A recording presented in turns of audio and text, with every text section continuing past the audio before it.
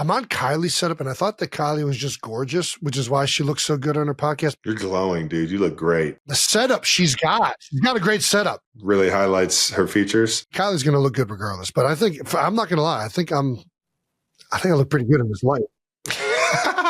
Get over yourself. What do you get, a tan? And a wax. Are you kidding me? Get some sun and a wax, tan and a wax. And all of a sudden, Jason's tan, wax, and a new studio setup. And that's all we need to make me full of myself. All right, let's go. Welcome to New Heights, ladies and gentlemen, boys and girls, a wonder show produced by baby. Wave Sports and Entertainment and brought to you by Audible. Why read when you can listen? We're your hosts. I'm Travis Kelce. This is my big brother, Jason Kelce, out of Cleveland Heights, Ohio. Look at this old school 1980s Heights hat, dude. This thing sweet. That's the tiger I remember. Shout out to Dave, Damio Day, for giving me it. Subscribe on YouTube, Wondery Plus, wherever you get your podcasts, and follow the show on all social media at New Heights Show with 1S. Jason, tell the people what we got coming up today. We got another incredible episode for you 92%ers. We'll pick a film for the final installment of the New Heights Film Club. We're going to answer some not-so-dumb questions, as we always do. And we've got an incredible conversation with Chiefs offensive coordinator, my former quarterbacks coach with the Philadelphia Eagles, Matt Nagy. That's right. Let's go, Nags. It's my guy right there. We finally get to hear his side of the story on giving Pat Mahomes the answers to the test. Did he just slide him the test on it? Listen, if it's Pat Mahomes and you're that confident, give him the answers. All righty. He already has the answers. We're also going to get his opinions and thoughts on the Chiefs offense heading into the 2025 season. But before that, it's time for a little bit of that new news. New news is brought to you by American Express. All right. And the new news is we are watching Pretty Woman. Oh, let's do it. The tally is in. The tally is in. Pretty woman. Walking down the street, pretty woman. The one I'd like to meet, pretty woman. We'll watch the movie, circle back, and... But that song isn't in that movie, though, is it? Yeah, guarantee it is. Guarantee it. I wonder why. Okay. So what's Pretty Woman? Is that Patrick Swayze? Who's in Pretty Woman? I don't know. I know nothing about this film. Not Swayze. It is Julia Roberts and another like 80s like Kurt Russell. Just suave dude. Kurt Russell, John Travolta. More stoic. Steven Seagal. Oh, it's Richard Gere. Richard Gere. I should have seen that one coming. Old Richard. I'm a big fan. All right, here we go. Pretty Woman. Let's do it. I'm about to be a pretty big fan. Dude, I'm just fucking around. All right, Pretty Woman received over 45% of the votes. The next closest, Princess Bride. I almost want to watch two. Can we do two? Should we do two movies? No. All right. Pretty Woman it is. I'm just going to watch Jaws just because it's a fucking banger. Give you more nightmares? You're fucking sick. This guy wants to keep getting himself right. I heard a funny-ass fucking tweet that said if you watch Jaws backwards, it's just a really, really heartfelt story of a shark giving people their limbs back. Oh, nice. Or people giving people limbs. Well, I fucked that joke up, but yeah, it's funny as hell. It starts with the shark being reanimated from an explosion, and then he is then whole again, and then it's him just regurgitating limbs onto amputees. Yeah, all right. Anyways.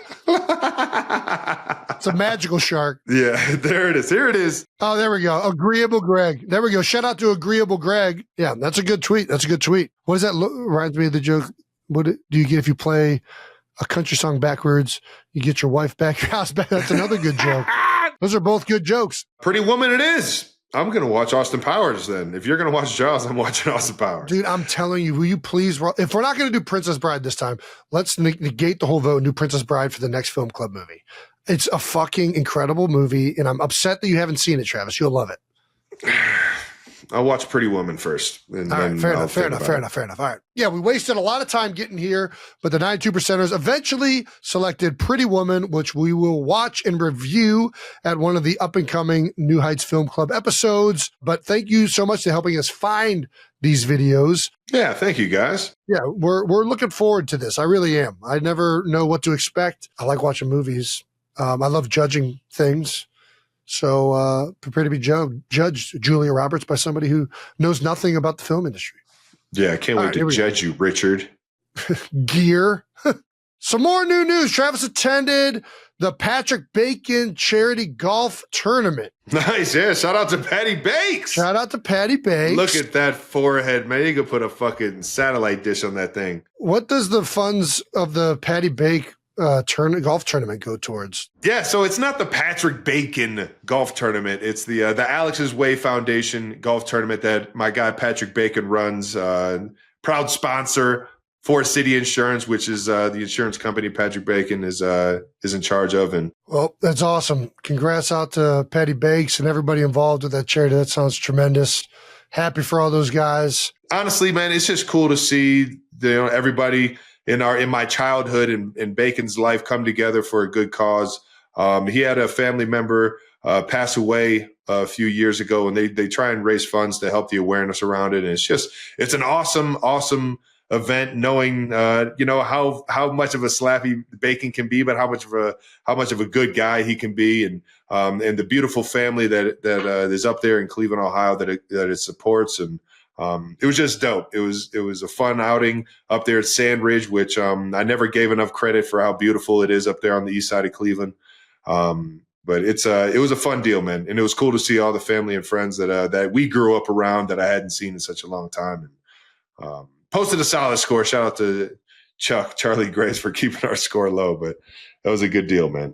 Had a lot of fun up there, raising some funds for a great cause, and sure enough, going up there to support old Patty Bakes, my caddy out in Tahoe. He's a fan favorite in the celebs and familiar faces that you see out there. Patty Bakes been doing this thing for quite a while now, so it was cool to get up there and support him for his foundation. And shout out to Forest City Insurance, baby. Why has he got the calves covered up? Everybody knows Patty Bakes has the best calf game in the industry.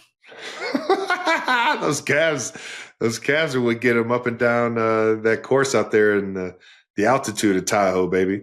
I cannot wait to see him out in Tahoe. Isn't he just the best, man? He's everyone's favorite human being, man. Did he text you? Patrick texted me in the middle of the week and goes, "Hey, bro, what are we doing?" He goes, "What?" This is why I'm not texting him. He goes, "We're doing a Tahoe episode, right?" And I was like, "I don't think so." And he goes, "Bro, we got to. I've got so many ideas. I'll hit you back." And then I never heard from him again. Yeah, because I told him we're not doing it. Do you know about this fucking bet that we're doing? What bet? What's the bet? He had been trying to lose weight, so I told him, all right, I'll make you a bet for Tahoe. If you get down 25 pounds by Tahoe, I'll give you 10 bands. Oh my gosh. And he said, all right, deal. And I said, all right, but I don't want money. I want, if you lose the bet, you have to do a round in Tahoe dressed as the Blue Man Crew. Wow. Has the official weigh-in happened yet? No. The official weigh-in is the 10th. We're doing it the 10th. Is he just going to sweat it out? And he says he's bringing his scale. And I'm just like, this motherfucker's going to have that thing. No. He's cheating. We'll bring our own scale, but he's just going to sweat it out. He's just going to wrestler style it. Come on, Pat. We know you're not working. He just texted me. It's your chance, Patrick. This is it. We're not calling back. Nothing. Wow. He said, I'm naked. Give me a minute. Yes. Sounds about right. I would have guessed. All right, sure. so he's you don't know where he's currently at? No idea where he's currently at. He looks pretty thin. He looks a little lean in that photo. I'm not gonna lie. I don't know if it's the pants or the jacket. No, listen, Jason, we're on Patrick's side. I'm just trying to give him some motivation. I'm definitely on your side. I want to see him. Yeah, I'm rooting against. I'm a hater. I'm sorry. I'm definitely on your team. I'm Team Travis. I want him to do Blue Man Group. I know. That's why I made the bet. I want the Blue Man Group. That's why I made the bet. The weigh-in is Wednesday. Is it in front of you? No, it's Thursday. It's the Thursday. The Thursday before the round? Yeah. He keeps trying to push it to Friday morning. I'm just like, dude, stop. No. Thursday. As soon as we get to Tahoe, you're on the scale, and either you're there or you're not. We're not doing this whole like you go to the sauna and don't eat anything for a day and just sweat it out. Like, no, we're not doing this. Isn't do that shit on your own time. I'm not fucking. Do you have blue paint for him? Come on now, I did it the right way. I went to a clown shop, got the blue paint, got the bald Scully that you got to put on, and then there's like a certain like over the top layer that you put on so that it doesn't like sweat and get in the eyes and mouth and shit. Nice. He's gonna look like shit. Dude, there's no way. He said, at this point, I pay $100,000 to not wear the blue man suit. You kidding me? This is the most unfair bet ever. He's a fucking ridiculous person. Isn't he fucking hilarious? I love him. The guy's a spectacle. In other new news, the New Heights Reddit page, 92%ers want to know if we're serious about the Jets Jake tattoo. We're dead serious. Why would we not be serious? All right. Do you guys think that they'll actually bring someone on the pod if they get the tattoo? If so, are there any rules on where it has to be? That's a good question. I would definitely do this to go on. How much do you guys love this show? What are the parameters of the Jets Jake pinup tattoo? Your third leg has to be shown in the tattoo. It's got to be very. It's what else? What else for the Jets Jake? I mean, it's Jets Jake, so you gotta have the Jets in there. Jets have to be incorporated. Yeah, Jets. He's also a Knicks guy. Does there have to be like a size parameter? I don't think so. I think it just has to be. Yeah, it has to be respectable. Well, no, it has to be disrespectful. A respectable size, I meant. I don't think that there's a space that is off limits. I think wherever you're willing to show the said tattoo, I'm trying to think like what would a space that somebody would do that I would not want, like would not qualify, and I can't think of one. Can you? No. Yeah. No, yeah. So anywhere. I think anywhere works. What does it say? I'm not sure they thought that one through because there are plenty of people who would practically get any tattoo to be on the pod. Tattoo would be a talking point for the rest of their life. I mean, listen, if people want to do it, I think you deserve to come on the pod. I respect it. The problem is, what happens if more than one person does it? Like, we can only have one person on the pod. Well, then we put it to a fan vote on the best one. I think that's fair. All right, there we go. Exactly, dude. Like, I'm on the way to the parlor as soon as I get confirmation that they really will do this. Listen, do it. We'll get you on the pod. We'd love to have you on the pod. I can't wait to see what this bit of artwork looks like. Forewarning, though, if multiple people do it, I can't guarantee a spot on the pod. Forewarning. We will at least show the artwork if more than one person does it. But to be on the pod, I think you got to, if you're the only person, then you're on. If there's multiple people, then we're going to have to divvy up some type of voting system. All right, in the last bit of new news, 92%ers, we have come to the end of the road. New Heights is wrapping up for the season. We will air the last episode of season 3 Wednesday, July 23rd. Yes, we will. Crazy. Travis is going to training camp, as you all know. Yay! St. Joe. Whenever training camp starts, we take a hiatus from the pod because it's nearly impossible to do a podcast while somebody's in training camp. We're going to have a bunch of great pre-taped episodes for you guys. We have 2 great guests coming up, as well as Matt Nagy right now. So we still have some great episodes lined up, but we will be taking a hiatus July 23rd through training camp. That does it for new news, brought to you by American Express. Yeah, buddy. All right, now let's get to some No Dumb Questions. No Dumb Questions is brought to you by Perplexity AI. Discover fast and reliable search with Perplexity AI today. I like team group chats. Let's do team group chats. Team group chats. Let's go. Hey, Travis and Jason. This is Riley. Love the show. I wanted to ask if there is a big group chat with the entire team for either the Chiefs and the Eagles, or if there's just a bunch of individual group chats. And if there are, how active are you both in them? I missed the question. What was it? Are there group chats and are we in them? There's usually at least a group chat for the position group, at least for the offensive line there was. 100%. We got a tight end group chat. Yeah, for sure. And usually there are more people that are active on those group chats. They're usually the more rambunctious or the people that just want to fuck around in them. But there's also like coaches in there. So I wouldn't say that those ones are the most rambunctious. I think the most rambunctious are usually the ones that are just like group chats on the side with like a select amount of the team or certain personalities that you just vibe with. Oh, yeah.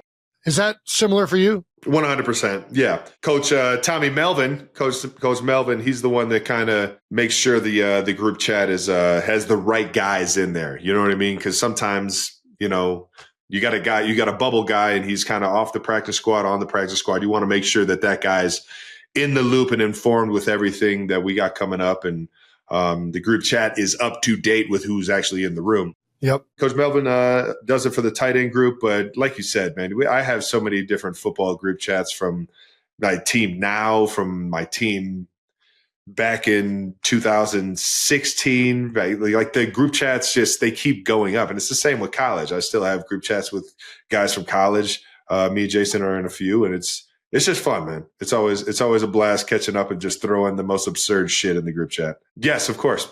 You have to name the group chats. Yes. There you go. It's the best part of having a group chat. Oh, what's our college we can't group do chat? that. We can't, Jason. No, we can't do that one. I'm going to say it. Trailer Light Boys. All right. Well, I'm going to politely ask that you don't put this on there, Brandon. I didn't see nothing. I didn't see nothing, Travis. That's a good one. All righty. That does it for No Dumb Questions, brought to you by Perplexity AI. Let's get to this Matt Nagy convo. My guy. I love this dude. Can't wait for this.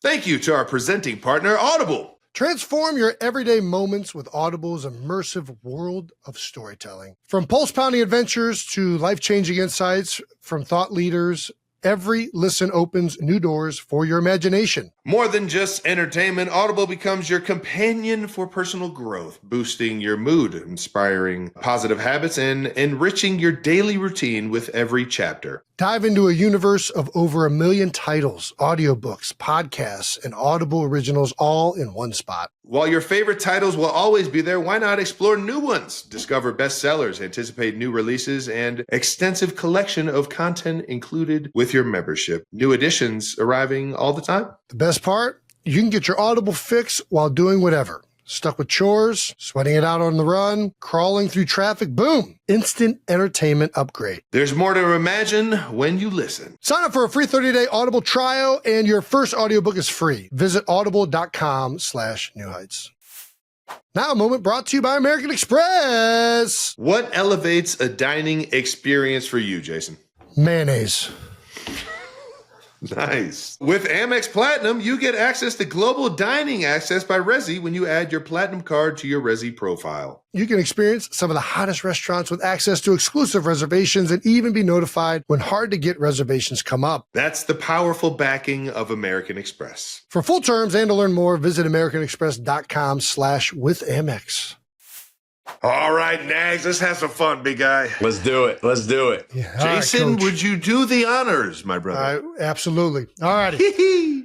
Our guest today is a 6'2" quarterback out of the University of Delaware, the 2018 AP Coach of the Year, two-time Super Bowl champion, and the current offensive coordinator for the Kansas City Chiefs. 92%ers, please welcome Matt Nagy! What's up, fellas? What's going on? How great How we is doing, this? Coach? Love it. Love it. We love that you joined us, man. There's a lot of ties in here between the Upper East Coast, the Philly connection, the Kansas City connection. So it's awesome, and we'll get into all of that. You already know, man. No doubt. Appreciate you jumping on with us, dude. East Coast guys, right? East Coast. That's Come right. on now. Ain't nothing wrong with it. I'm getting accustomed to it. I'm a Midwesterner myself. Been stuck here forever, but I'm getting accustomed to it. Good. Coach, how have OTAs been, man? It's been great. You've been excited seeing these young pieces come in and see their talent and everything? It happens quick. The guys get in, you know it. Travis, you've been in here and you get those juices back going again, and the guys are rolling. Coach Reed, man, he doesn't stop. He's nonstop. He can't get enough of it. We love it. And I think the guys are in a good mindset right now. Everything that happened in that Super Bowl, we put that aside, we use it, and guys are in a good framework, coaches and players. I know Trav's excited for that long drive drill. No doubt about it. Come on now. Oh, man. He kills it, man. It'll bring the best out of you, baby. It'll bring the best out of you, man. He kills it. You know that. Test you mentally. Yo, no doubt. I would tell everybody this all the time, man. You can train your ass off doing everything possible. You could go flipping tires, running cross country, running hills, You can do all of the training, the perfect like off-season training possible. There is nothing that will get you ready for an Andy Reid long drive drill. No. You are going to start that drill and just know mentally that after about 15 to 18 plays, you are going to be fucking miserable. Yes. The worst. There's nothing you can do about it other than just take that misery on with a good attitude. Yeah, no doubt. And I think, like, you know what? It's a funny story. So last year or 2 years ago, I was at the airport, and I forget what city I was in, whether it was Nashville or where it was, but I ran into Mitch Morse of all people, and he was in Mitch Morse, baby. Yeah, man. He just was retired, man. I love that guy, man. Hell of a career, Mitch. And he was leaving. Doug was down. Peterson was down in Jacksonville, and Mitch was leaving to go down to Jacksonville. And it was the off season. He had just got traded there or just signed there, and he said, Nags, he goes, man, I'm excited for my opportunity here and to get going here for maybe one last year in Jacksonville. But man, Negs, he's like, damn it, man. He's like, I do not look forward to these long drive drills. I almost didn't sign here with these long drive drills. And I just started dying laughing, just thinking of all you guys. Dude, it's the best, baby. I still remember, and I don't, you probably don't remember this, Coach, but when Andy, it was, I think my second year, it might have been my first year, long drive drill. And we run a screen in the red zone. This had to be like play 14 or 15. And Coach had to call a timeout because I just was lying on the field. I'll never forget it. Never will I forget that. He's like, "You all right, big fella?" I'm like, "Yeah, I'll be all right." He's like, "Oh, get back in there. Let's go. We got to go." This is so good. Trav, did you know Coach almost played my rookie year? Did you know this? Dude, I did not know. I was just going to say, you said you didn't have any experience at the Andy Reid long drive drill. I thought you were out there slinging it with him. Mike Vick got hurt, and I think Vince was having some issues too or something like, and there was rumblings. They gave you a workout, didn't they? They put you on the field. Yeah, I actually practiced, man. It was crazy. Like, you guys get all these years of touchdowns and Super Bowls, and man, I got one day in the sun, and they called me up, and I was an intern at the time, and now I think they have a rule for it. Like you see the interns that come to practices in training camp, and they sit in the meetings and they follow. That was me in 2008, 2009. And my second year, I was there just helping out coaching. And yeah, Coach Veach was in Philly then. He calls me up. He goes, "Nags, what are you doing? Come over here, man. You got to go talk to Coach." And then Coach goes, "Do you have an agent?" Coach is like, "Do you have an agent? Are you in shape? And do you know the playbook?" And I was like, yes, and yes. And I really didn't know the playbook. I wasn't in shape. But I ended up getting to have one day in practice. And then they said, "You know what? No, dude, you're out. You can't do it." They nixed it. They put a rule in. Fuck. They called it intern stashing. Oh, because there's like a way to add other player, like increase your roster size by having like players as like interns and GAs. Yeah. That ain't right, man. And that was it, man. On to the coaching world. How about that, though? You and Veach, man. A lot of. I don't know if a lot of people know you and Brett Veach played college ball together. You were throwing my guy touchdown passes left and right, man. Veach was your wide receiver, right? He was, yeah. He came in as a running back. I don't know if y'all know that, but he played at a big program in Mount Carmel. His dad was the coach, and he was a year college-wise younger than me. And so he came in as a running back, and we needed some help at wide receiver, so we bumped him to wide receiver there towards the end of my career. And I was out there throwing him passes, man, for a couple of years, and he was awesome, man. We had a couple plays versus Villanova that we still talk about to this day, and he was just he was a hell of a player. Hell yeah, dog. That's so crazy, man. Going to college with somebody like that and then finding a way to work with them and win championships with them. That's got to be a cool connection, man, between you guys. Oh, there's no doubt. And the reason why I'm in the NFL right now is because of Brett Veach. My dog. Speaking of coaching and college, you guys are going to be setting to St. Joe's sooner or later for a little bit of training camp action. You guys are getting back Rashee Rice and Isaiah Pacheco fully healthy this year, coming off of some injuries. How much do both those guys mean when they're fully healthy for you guys for Kansas City? It's huge for us. And, these guys, I think it's very important for everybody to know, like, people talk about it and I've been able to witness it. But when these guys, they don't understand, and Pat went through it with Alex, but they don't understand how lucky they are to be able to have Trav help them and what they do, understanding how to practice, how to run routes, the little details of just understanding how to take coaching. And so, like, I watch I watch, and I know it's been documented, but like when Trav takes them off to the side and starts talking to them in his own lingo of how to run a certain route, that's like 10 times his weight in gold versus what any of us coaches are going to tell these guys, because it's respect factor that they have. And he doesn't have to do that. He's the greatest tight end, to ever play the game. Jace, you're the greatest center to ever play the game. I mean, that's an unbelievable tandem. And for me to be able to coach you guys and see like what you guys were as mentors, those two young guys, Rasheed and Xavier, what they have with Trav and what they have with Coach Reed and Patrick, it's special. And it really honestly, like, it makes coaching fun and it lets them just grow. And like, we see the growth and development. And that's the exciting part, is like to put it all together. And everyone's so selfless. Yeah. And those are the best teams. The best teams are when the players are also coaching, right? They're coaching up the young guys. For sure. And that's also helping them retain it. Like, I always felt like, the players coaching like the young guys, it wasn't like I was saying anything different than what Stout was saying. I'm just regurgitating that, but I'm saying it in a way because we're both on the same end receiving it from Stout. And when you say it to the player next to you, they're receiving it in the same way you interpreted it from the coach. Does that make sense? Like, 100%. There's like a weird thing where like when you both are receiving the information from the head coach, then you have the same frame of reference from how it's taught. It's easier then to go off of that and say basically the same thing, just in like a slightly different way that the guy understands it maybe in a different way. Right. It's just a little bit more reassuring for the young guys. And I appreciate you saying that, Nags. You already know. Yeah, I'm just one of your disciples, man. I just know I can find a way to make it make sense a little bit more. And sometimes all it takes is a few extra conversations about what we're seeing out there to really get everybody on the same page, man. For sure.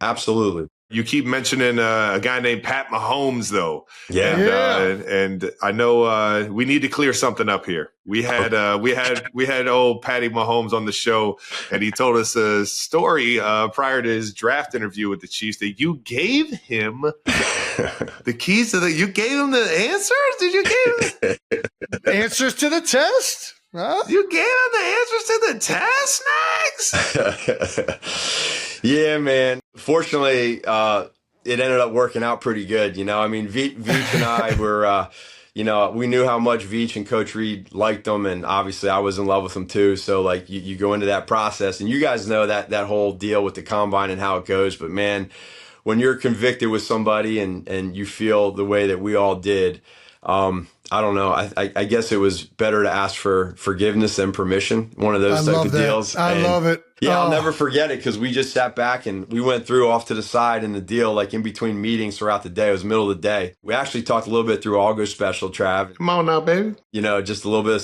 some simple plays, but a few of them. And we also just said, hey, man, you got to get one or two wrong here. It can't be 100% on the test. You got to get like the 95.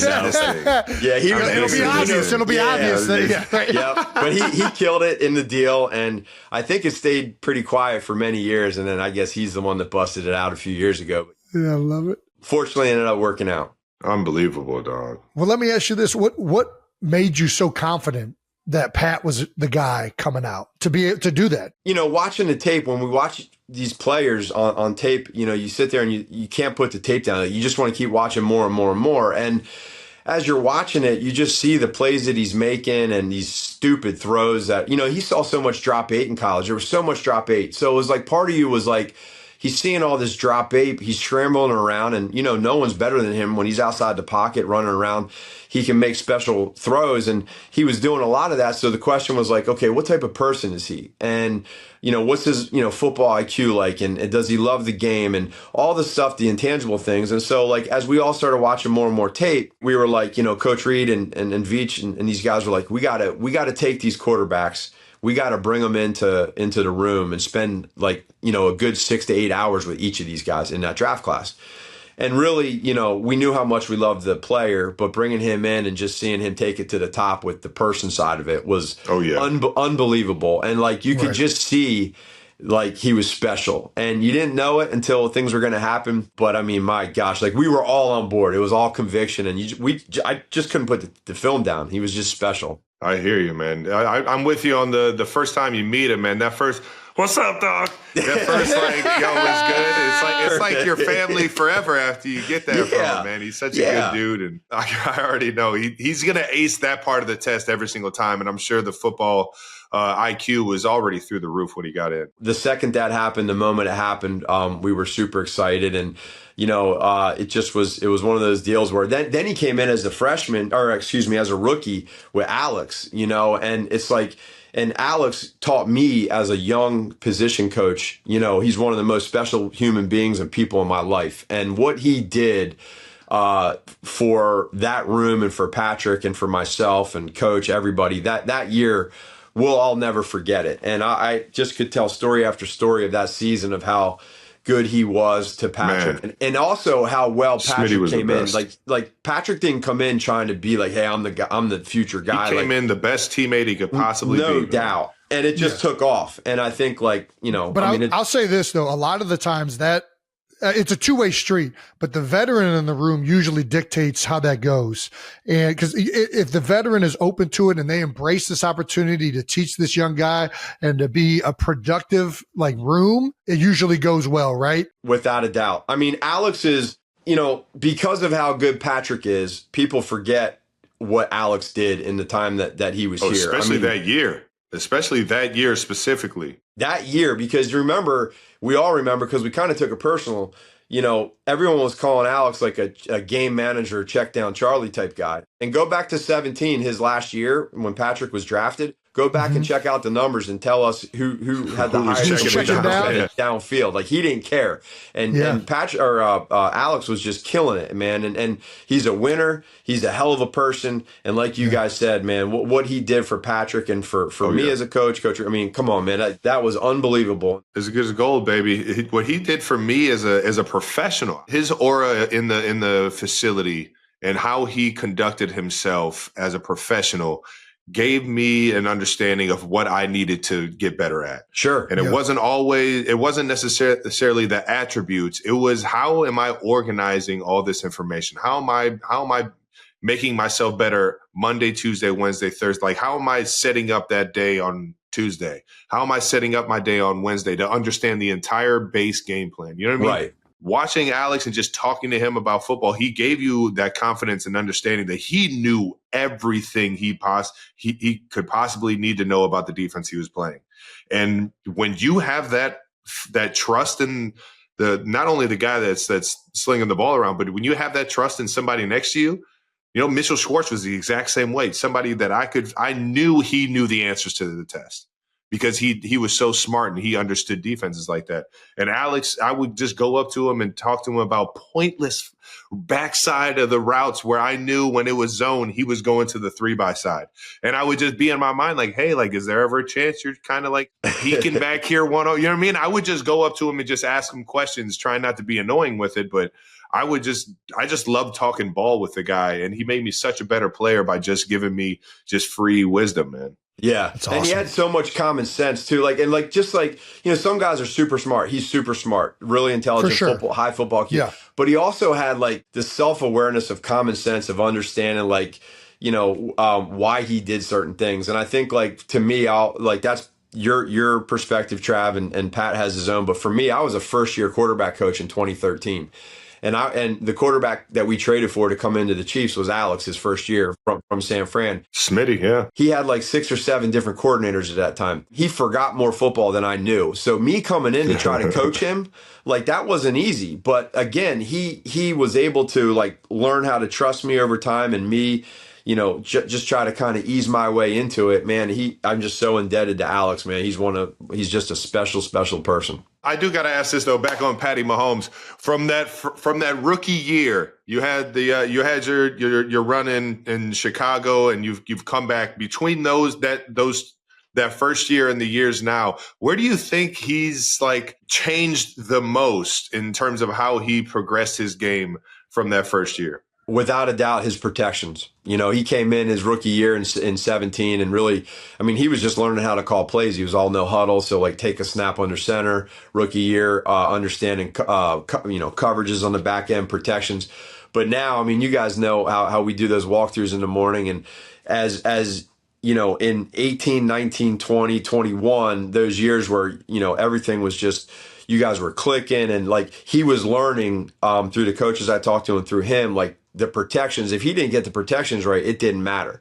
Yeah. And you got to know where your hots are. You got to know where you're going with the football, understanding that part of it. And then you can take like the ability to make the special throws and just know when that's going to happen. And now when I got back in 22 as a quarterback coach, and then 23, 24, the last 2 years as coordinator, I've really gotten to see him understand the student of the game part of not just understanding and being a master of protections. Now, his leadership, what he's learned through you, Trav, and your guys' time together of like how to lead the players, but then also how to lead the coaches like us that are with him, like how the communication part of like, listen, you might be explaining a certain route a certain way to a guy or a young guy, but also this is how I see it. This is how we see it. Think about, doing things this way. And so like he gets why we're doing the big picture, but from, again, a player's perspective, think about it from this way or that way. He's grown that way. He would have never done that at his early years. There's a lot of things he didn't know. He does know a lot now. He knows what he's seeing coverage wise. He knows when the blitzes are coming.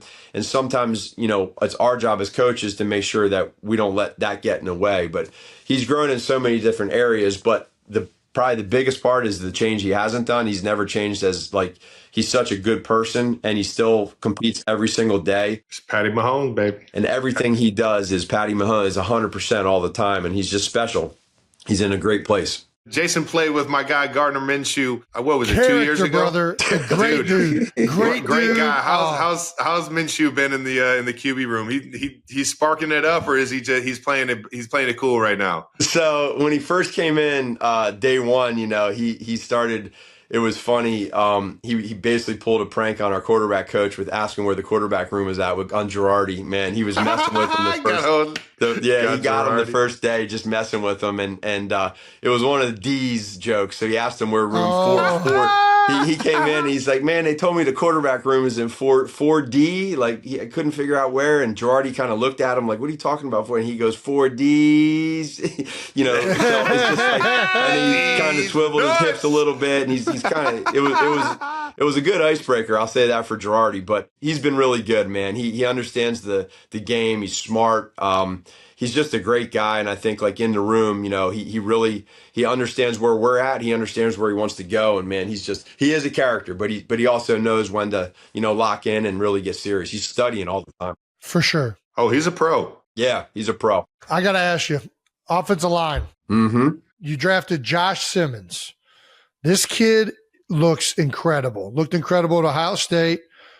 What do you think he'll bring once he's fully back and healthy? Yeah, I really love his athleticism. You're right. I mean, his ability to really show his strength and athleticism on the edge, one-on-one, being able to recover if he gets beat. I mean, it's rare. Dude, it was like flashes of like Jason Peters, like Trent Williams type of movement and bending and redirecting. I agree 100%. Yeah. Agree, man. He's going to really put it together. And I think like right now, just Jace, as you know, man, just kind of understanding the calls and all the different calls you can have at the line of scrimmage when you're going to, squeeze and, different. That's what the guard's for. He's got to block the man Mountain Dean on the end. The guard could tell him, hey. That's right. That's right.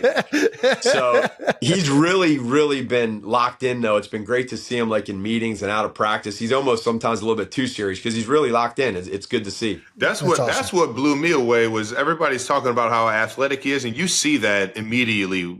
Seeing him go through drills and how comfortable he is, how great of a base he has, and everything like that. But even when he's just like working some of the scout team stuff because his knee isn't just quite back for him to go full go yet, he's dialed in. He's giving good looks. He's making sure he's helped. Like he is a professional already. He is so bought in, and he understands, I think, what situation that he's in, and being that big of a pick for the Chiefs, baby. I think he's actually light years ahead of where I was imagining he could be. Not to say that I was expecting something else. I just didn't know what to expect from him, not knowing him that well. But he's a rookie. Yeah, exactly. He's a rookie, but he is dialed in, and he looks like he's ready to work, baby. And I love that about him.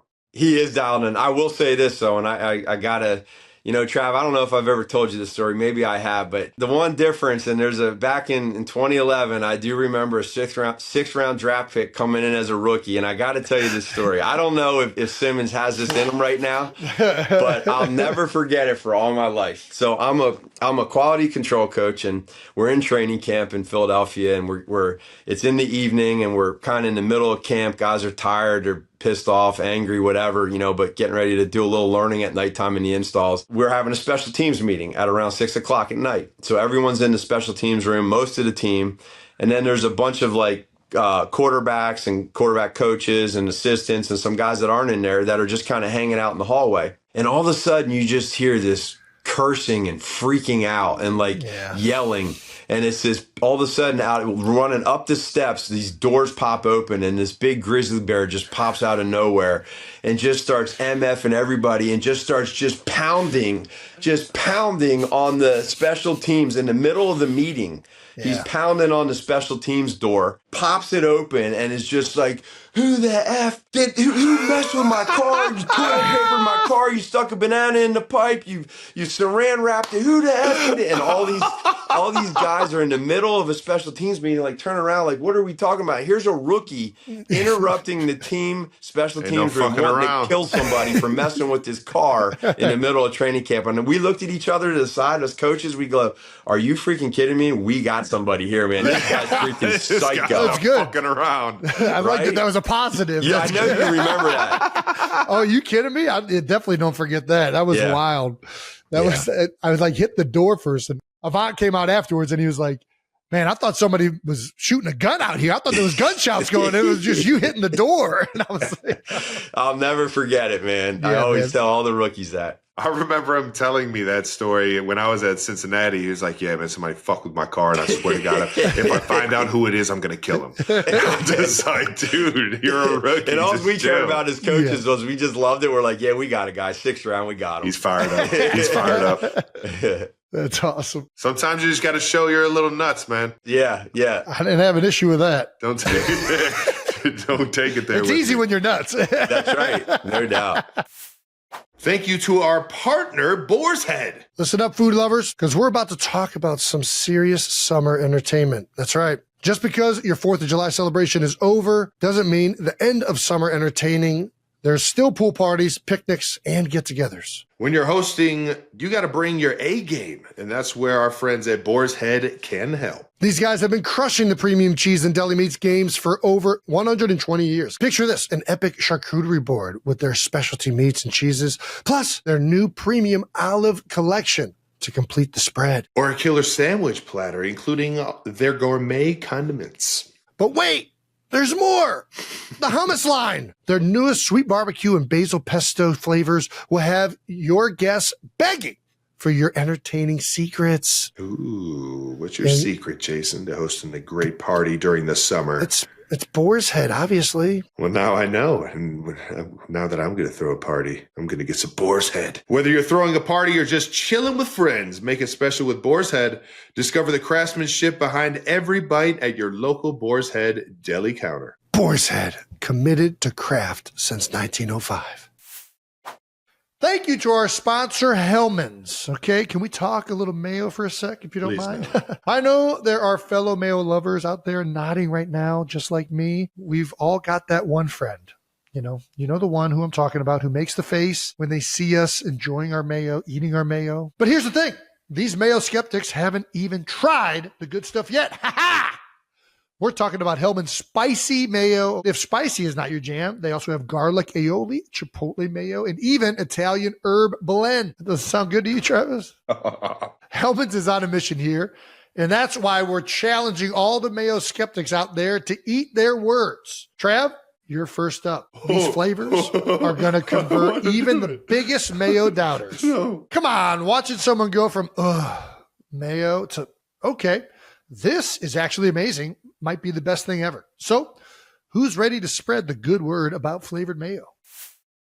Thank you to our partner, DraftKings. Baseball fans, one of the best weeks of the summer is here, and it's the perfect celebration of the game everyone loves. With so many fun matchups, every moment is a must-see. You can get in on the action with our partners at DraftKings Sportsbook. Right now, new customers who bet just $5 get $150 in bonus bets instantly. Whether you're backing your favorite sluggers or predicting the MVP, now's the time to make your picks. Download the DraftKings Sportsbook app and sign up using promo code New Heights. Crown is yours. Stay in on the action and use your $150 in bonus bets on DraftKings same-game parlays for a shot at an even bigger payout. Combine multiple bets together from the same game. Enjoy live betting? DraftKings has you covered. Bet live on in-progress games right as they happen. If sports betting is not available yet in your state, don't worry. You still have time to join in on all the fun with DraftKings Pick 6 and have the shot to win cash prizes. Download the DraftKings Sportsbook app now. New customers use promo code New Heights and bet just $5 on any wager and get $150 in bonus bets instantly. That's promo code New Heights only at DraftKings Sportsbook. So being under Andy Reid or being with Coach Reid for so long, is there any play that is ever off the table? Have you ever gone to him with something like, man, I don't know if he's gonna love this, or I don't know if he's gonna, if he's gonna think this is too crazy, or you know what? There's really not, I will say. I mean, even to the point, Kelce, we put that one play in for Chris Jones that we had him doing a little bit of a pass, and he just, no, Jason, you have no idea. This shit was bad, dude. Chris, I love Chris Jones to death, dog. I don't know what it was, but he needs to stay on the defensive side. Yeah. It just we put it in for him, and we had him doing a little throw, and it just, I mean, usually, Coach, we put it in the incubator like with Don Terry Poe. And with the jump pass, just let that thing simmer, baby. You worked it for a couple weeks. Yeah. And then, Yeah, this one was called Swinging D, and it wasn't working, man. That play wasn't working. Swinging D? Are you kidding me?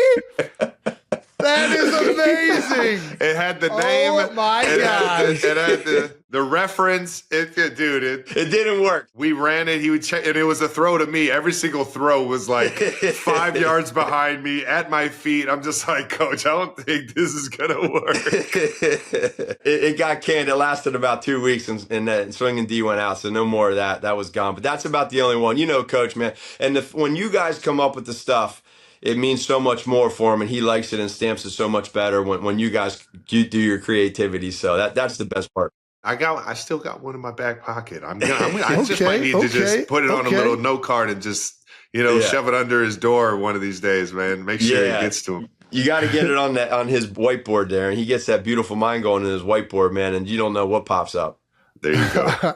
Speaking of Coach, what's it like being Andy Reid's offensive coordinator? Every single day, I make sure that I never take it for granted. And not just being the offensive coordinator, but just being with him, being so lucky to be around him every single day. I look back to when he first hired me in 2010, been with him, till 2017. And then when I left to Chicago, and now to be able to take me back and just get to see it from a different perspective. Yeah. He's taught me so much of how to, be a coach, but how to handle certain situations, whether it's a player on or off the field.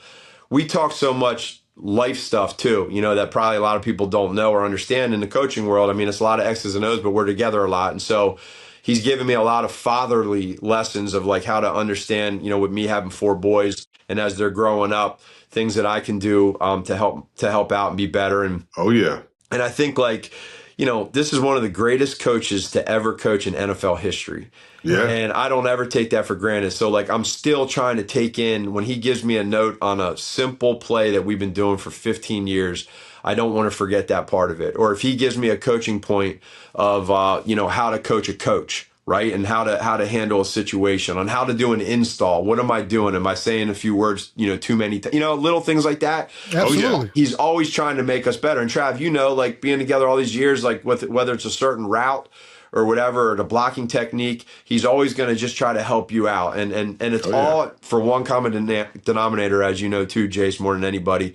It's that it comes from love, man. Like this guy, he loves his players. He loves to see him have success, man. He wants that success for him, man. He does. And I think that's where, for me to watch that and be a part of that, I try to tell these young coaches right now, how fortunate they are to be able to coach for him, and what, we want to do it for him. One of my favorite installs ever My guy, he's up there and he's kind of talking it through. And Byron Pringle, one of my favorite, he played in Chi-Town too, man. Listen, Byron Pringle is a wide receiver for us. One of the most physical, like, they didn't get enough credit for the things he did for our team. And Pringle, he was starting to like catch strides, and he had a big preseason game and he made the team, and coach was like installing a play, and he looked over at Pringle and said, "Pringle, this play's for you, baby. I'm going to get you that chip deal, baby. I'm going to get you that chip deal." I just started dying laughing. I'm like, "Pringle, once you pop, the fun don't stop."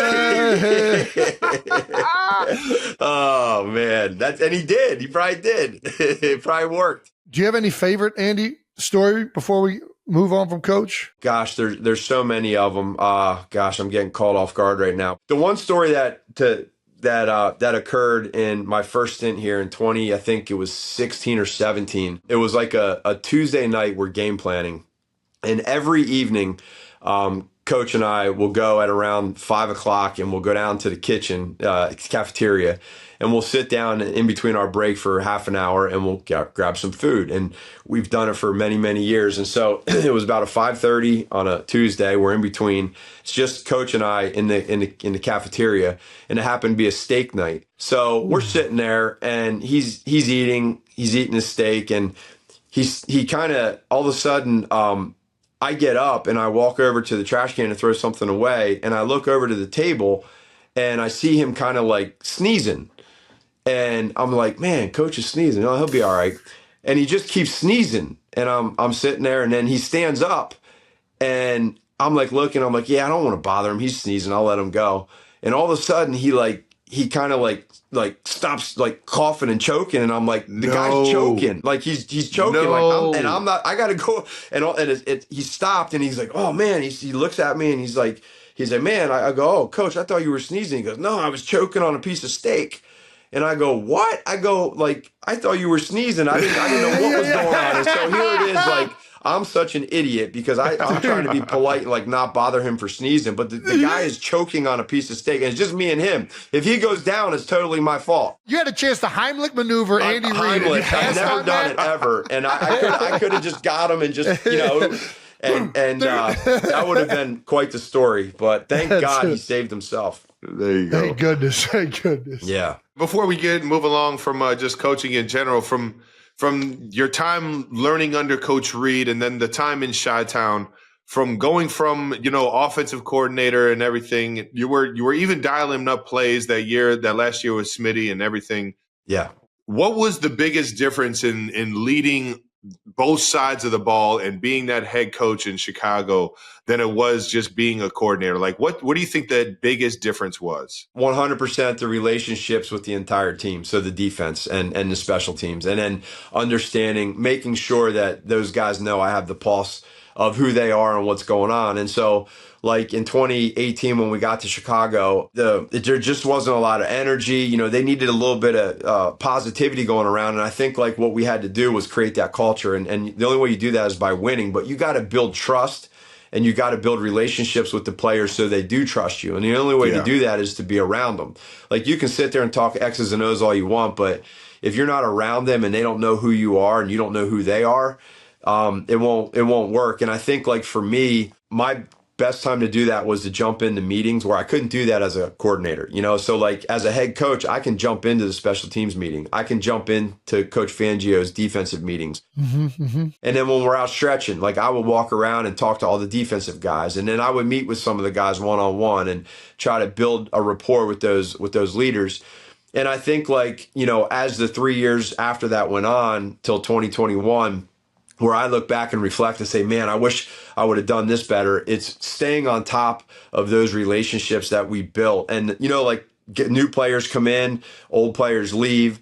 I probably didn't do a good enough job of creating that bond with those players and sustaining it so that when you hit a tough patch, you can get through that, get through the lows. And I think like that's where I needed to be better. And I reflect on that a lot. And, you guys both know me, like I'm an outgoing person, and I feel like it's important to have a good relationship with guys and let them trust you, but you gotta be able to sustain that. And so as a head coach, for me, that was my biggest thing that I really look back on now and like, damn, I wish I would have done a better job there. And you learn from it. You learn from those mistakes. Oh yeah, that's all it is. You already know you learn from it. You're still one of the best coaches I've ever fucking had in my career, man. And I'm so thankful that you've been there for me. Well, I appreciate that, man. If that double doink doesn't happen, Matt, you might still be the head coach of Chicago. Like, think about it. It went from that double doink to we lost in New Orleans, barely lost. We could potentially won that at the end with the drop, but it was LA, and LA wasn't like,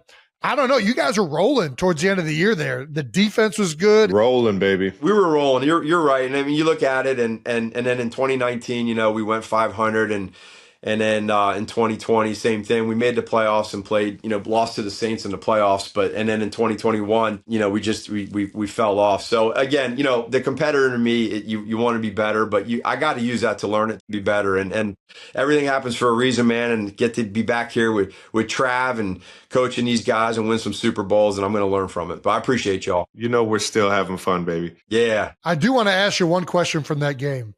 Was it your idea or Vic's? You guys kept holding the sub guy, and it messed up all of our game plan specific runs. Like, we kept calling all these plays in a goal line deep. I'm like, bro, we can't run this play to a 6-1. Like, what are we doing? Like, I was getting so pissed off because the play kept coming in. And then you'd see the big defensive lineman run out there. I was like, we can't run this. We got 11 personnel out here. Yeah. It was messing up. It was honestly, it was great coaching. It was great coaching. That was all Vic and his defensive staff. Those guys did a hell of a job. I was so lucky, to be able to spend a year with him. And man, when he decided to take that job in Denver as the head coach, I'll never forget being there with Ryan Pace and Joey Lane, sitting at a restaurant with Vic, and he was so torn because he loved his players so much, and we loved him so much, and we knew what we had. And hey, it was his opportunity to go be a head coach. But man, obviously he's a wizard. He's a hell of a coach. He's a great person, and I have a ton of respect for him. Hell yeah. I was going to say, Dayton, you were talking about that 2018 and coming in, and I just remember in 13 when you guys came in, we were such a veteran team. We had, the team may have just went 2-14. But we had Pro Bowlers, we had superstars, we had guys like that were at the top of their game, like Eric Berry, Justin Hughes, and when Alex came in, with Jamal Charles, we had studs on both sides of the ball, and the Tamba Ali and Derek John. I mean, I could keep going. We had guys, right? Goes on and on, yeah. Dude, the defense when you first got there was insane. Stacked. I mean, you already know. Probably one of the most stacked defenses I've ever seen. Yeah, I agree. It was ridiculous, man. Brandon Flowers. We had a whole bunch of studs, and it was crazy to me that one, this team went 2-14 the year before, but two, when Coach Reed came in, I can tell the difference to this day of Coach Reed's demeanor in having to come in and break that culture. Yeah. It wasn't necessary. And don't get me wrong. I have no idea what the situation was with the coaches before that or anything, but I heard guys complaining nonstop about how much and how hard we were practicing. Mm-hmm. And nowadays you don't hear anybody complaining. You just hear guys accepting that this is. Get the hell out of here. You guys don't complain about practicing hard. You'll never fucking hear that out of me. I don't believe it. I'll be the first one to put the pads on. All right. Yeah, I would confirm that, man. And I just say this real quick. The reason and a huge reason that you guys bought in early on and you guys have taken the torch and you've done this with it. And everybody sees it now. You can't not because of you guys wanting to do it. It's not a complaint. There are times it's like, man, we gotta fucking do this again. Like there's that, but it's the acceptance of this is the system. This is how you become great and it works. Right. You're not questioning whether it's the right thing to do or not. Completely different situation back in 13 on the veterans that we had in there and how they were used to working and doing things, and how Coach Reed came in and gave them a new perspective on it. And I really think that's that turnaround with that talent. You saw it immediately. We won the first 10 games right off the bat because of how much those veteran guys knew the game of football. It played well together when they had that work ethic and how just, I don't know, everything came together. But I'll tell you what, man, I can only imagine how tough it is to go in there and demand that that discipline and that trust in trying to break a system that hadn't been working. No doubt. And I'll never forget the first meeting that Coach Reed had of that year you're talking about. And just painting the picture again, Coach Reed, for the very first team meeting in 2013, we had our first team meeting. The entire team was in the team room, and those doors opened, and he came walking in, and it was quiet. And I remember I was sitting in the corner, and I looked over, and in the front row was all those dudes you just talked about: Tom Bali, Justin Houston, Eric Berry, Don Terry Poe, Dwayne Bowe, Jamal. It goes on and on and on. Oh yeah, they were literally sitting up in their seat with their hands on their knees, and their eyes were huge, and they were just staring at this guy. And the second I saw that, I was like, they believe. This is what they needed. They believe. And then Coach just took it from there. And you remember we did all that no huddle those first couple of practices. Come on now. That was crazy. And it wasn't just, it was the long drive drill. It's different when it's 18 plays of huddle. Yeah. Oh, for sure. It's a completely different experience when it is a no huddle long drive drill. Yeah. That is where you're you just want to you look at Alex, is like, just check it down. Just throw it immediately to the check down so we can get to the next play and get through this thing, man. Please. Secretly for the O-line, I'm kind of all about it because the D-line's only good for the first two plays. It's a big lead fest after that. Yeah. hey, Jay, so Coach comes in the first, and he doesn't even, and Trav probably doesn't even know this, but he has us working all off season to get ready for this OTAs that first year in 2013. And all of a sudden, before the first couple practices, he walks into the staff room with the coaches and he says, "All right, fellas," and he puts the playbook down and he goes, "Here's what we're going to do. These first 6 practices, we're going no huddle tempo every single play." We're like, "What? We have the play scripted." And he's like, "No, it's we're going no huddle. Every play is no huddle." And we didn't know it at the time. Yeah, why? That was his way of making them think mentally, try to break them down, condition them, but make them get tired and see how they respond to some frustration. Yeah. He was like a wizard, man. And I'll never forget going back to that. And then, like you said, we went 9-0, 10-0, and ended up making the playoffs. That's amazing. Hell yeah, baby. Speaking of first impressions, what was your first impressions of Travis Kelce? We talked about me. I want to know what you thought of Travis when you first got to know him. No, man, I'm telling you what. So he gets in his first year, and like you see this guy, and you can just it's the same way with Pat. Like you know, watching the tape what he brings and what he did, and then you know he's got that quarterback background. But I always start with the person. Like you could just tell the competitor that he was. And just the fire that he had to be great from early on, from day one. And I'll never forget, like, just getting him into OTAs, getting him in practices. And then when things really took off, then when you got in there, and that, what was it? Was it Cincinnati game? Oh, the second preseason game. Second preseason game, because you had your injury there. The second preseason game, you ran an August special where you knotted the guy, called it up to seam, and went like 70 yards and outran a corner and a safety linebacker. And we all looked at each other on the sideline and we just said, "Did we just see that?" And of course, Trav goes and he just dives into the end zone and does like a somersault into the end zone, just like sprawls. And we looked at each other like, this is going to be fun. And then every game, like you just keep seeing the growth of like, you know, what he was able to do. Like the one year we got New England into base defense a lot. So we would go 13 personnel and get them in base and put Kelce out there and let him run bubbles and RPOs. And like, okay, you want to go big? We're going to throw the ball. You want to go little? We'll run the ball and block. And so like playing that cat mouse game for all those years.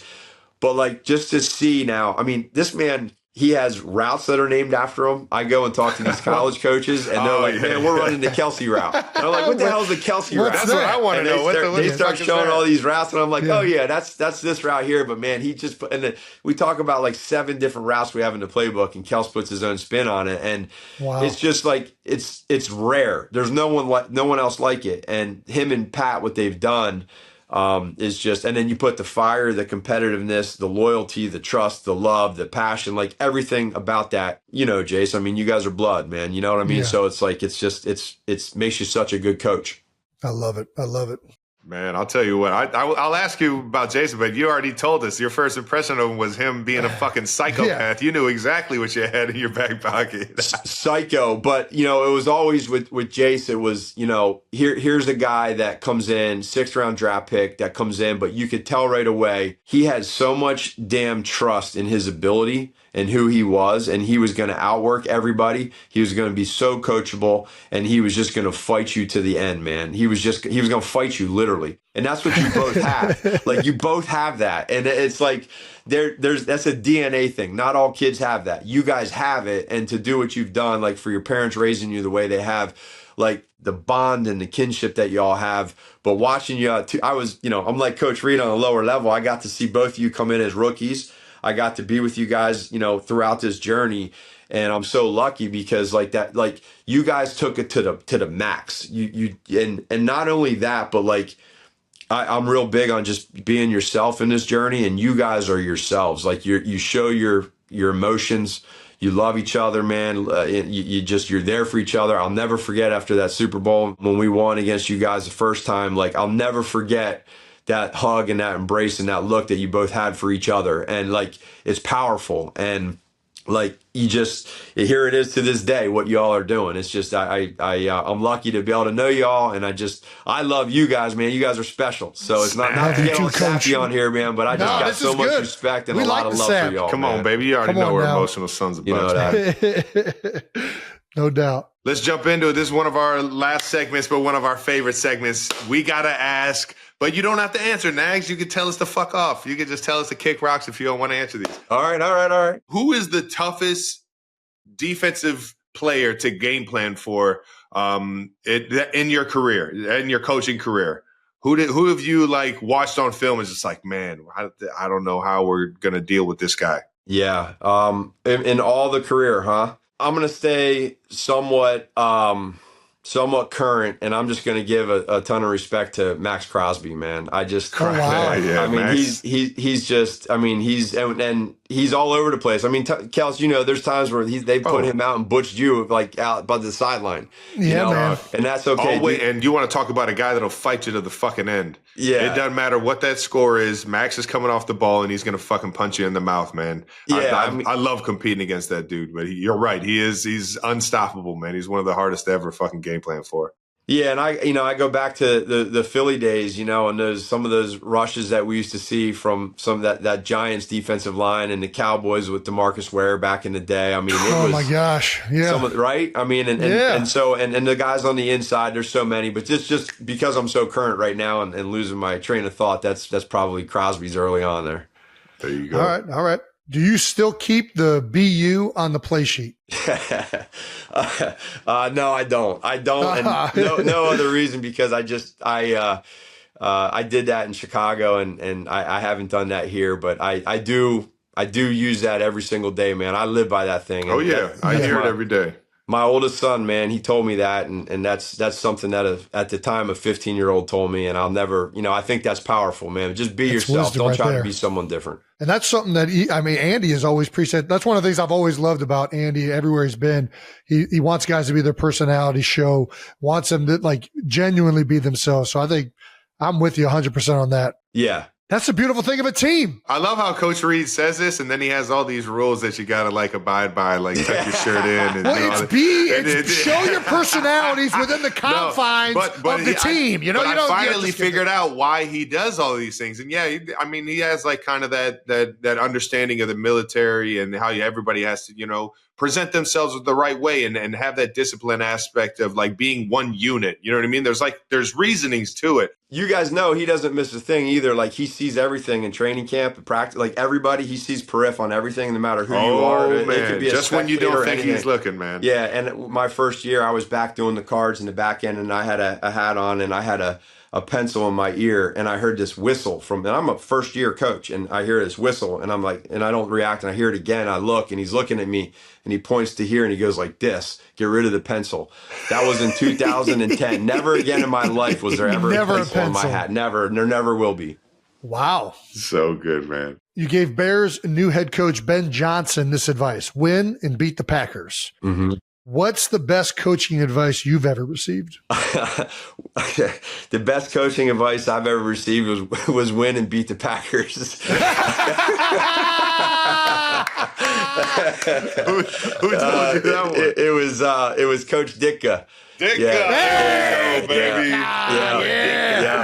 He told me that, and unfortunately we were 1-7 and against the Packers and Aaron Rodgers, and That's a tough draw. Yeah, that was tough. So that's I wasn't able to do that, so that's why I gave Ben that advice. There you go. As an offensive coordinator, do you think the average person could get 1 yard in the NFL? At like running the football, or Yeah, just back there. However hand they them a gotta nice do it. little However they gotta do it. outside zone. Get them a nice little screen out there. If I'm gonna say no. I love it. I love it. You would have to get awfully lucky, dude. Hey, listen, that's no criticism. If I was out there, I couldn't get a yard. I used to think that, the offensive line could get the average person a yard. And Mitchell Schwartz actually gave the best rebuttal to this. Because it was like, the offensive line blocks it. Like anybody can just run behind them. But Mitchell Schwartz said, you don't get it, man. They're going to be so slow to get to that hole. Like they're going to be so out of phase with you guys. And I'm like, you know what? Know how to get to it. This is a good point. I never thought about it like that. They're not going to know how to set up their blocks. Yes. You know what I mean? Like they either got to catch the toss or they got to figure out the open pocket for the handoff. What was your welcome to the NFL moment, Coach? For me, it was probably more my first year coaching in Philadelphia, and I was in charge of the scripts. Oh, yeah. Making sure the scripts in training camp are done the right way. And you guys remember Juan Castillo, obviously. And Juan went from the offensive side to the defensive coordinator. And the guy knew how to get into the system and figure out what the plays were for training camp with the offensive plays. This has been alleged for a long time. I didn't know it was proven. Okay, all right. Yeah, so me and Eugene Chung were in charge of the scripts, and one day, Coach Marty Morningweg called us into the office as the OC at the time, and he shut the door and he said, "Hey, man."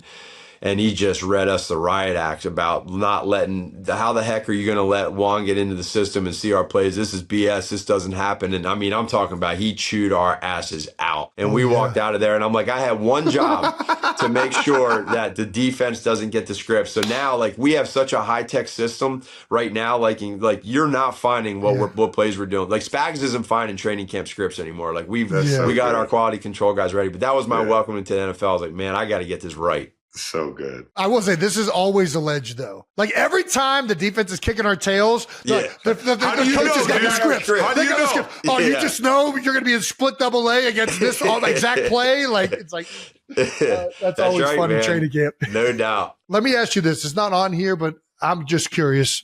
So it feels like the NFL over the last couple years, it always goes in waves, and the Chiefs were such a high-powered offense for a long time. Really, NFL offenses were high-powered. It felt like points were up. Recently, defenses have kind of felt like they've been getting the upper hand. What have you seen change, I guess, that you think is leading to defenses having a little bit more success? What are they doing differently? Drop bait became a phase for a little while. I think that's gone away a little bit. I think that from the offensive perspective, for some teams, the running back position / plays aren't, I don't know that 100%, but I feel like sometimes right now, like those downfield chunk plays, and we've talked about it here internally, like the last couple of years of being able to try to get downfield. You see more shell. You see teams saying, listen, man, we're going to bend, but don't break. And we're going to make teams be great in the red zone.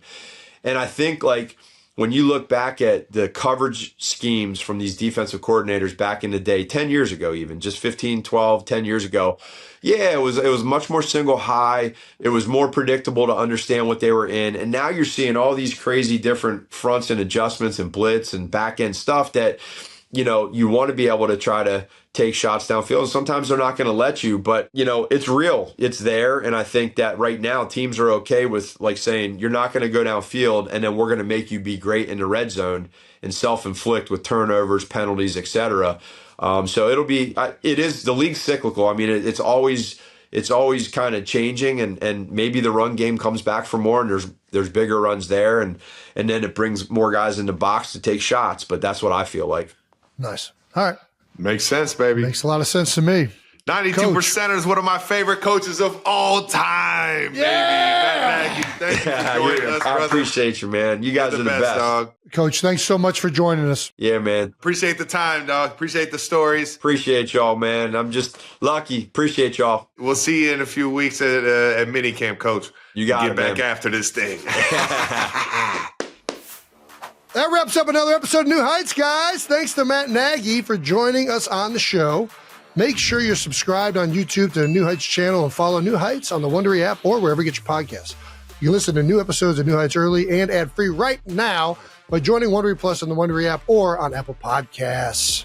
Once again, New Heights are Wonder Show produced by Wave Sports and Entertainment and brought to you by Audible. Follow the show on all social media at New Heights Show with 1S for fun clips throughout the week. And thanks to our production and crew for always making us look great. And thank you to the 92%ers. We'll see you guys next week.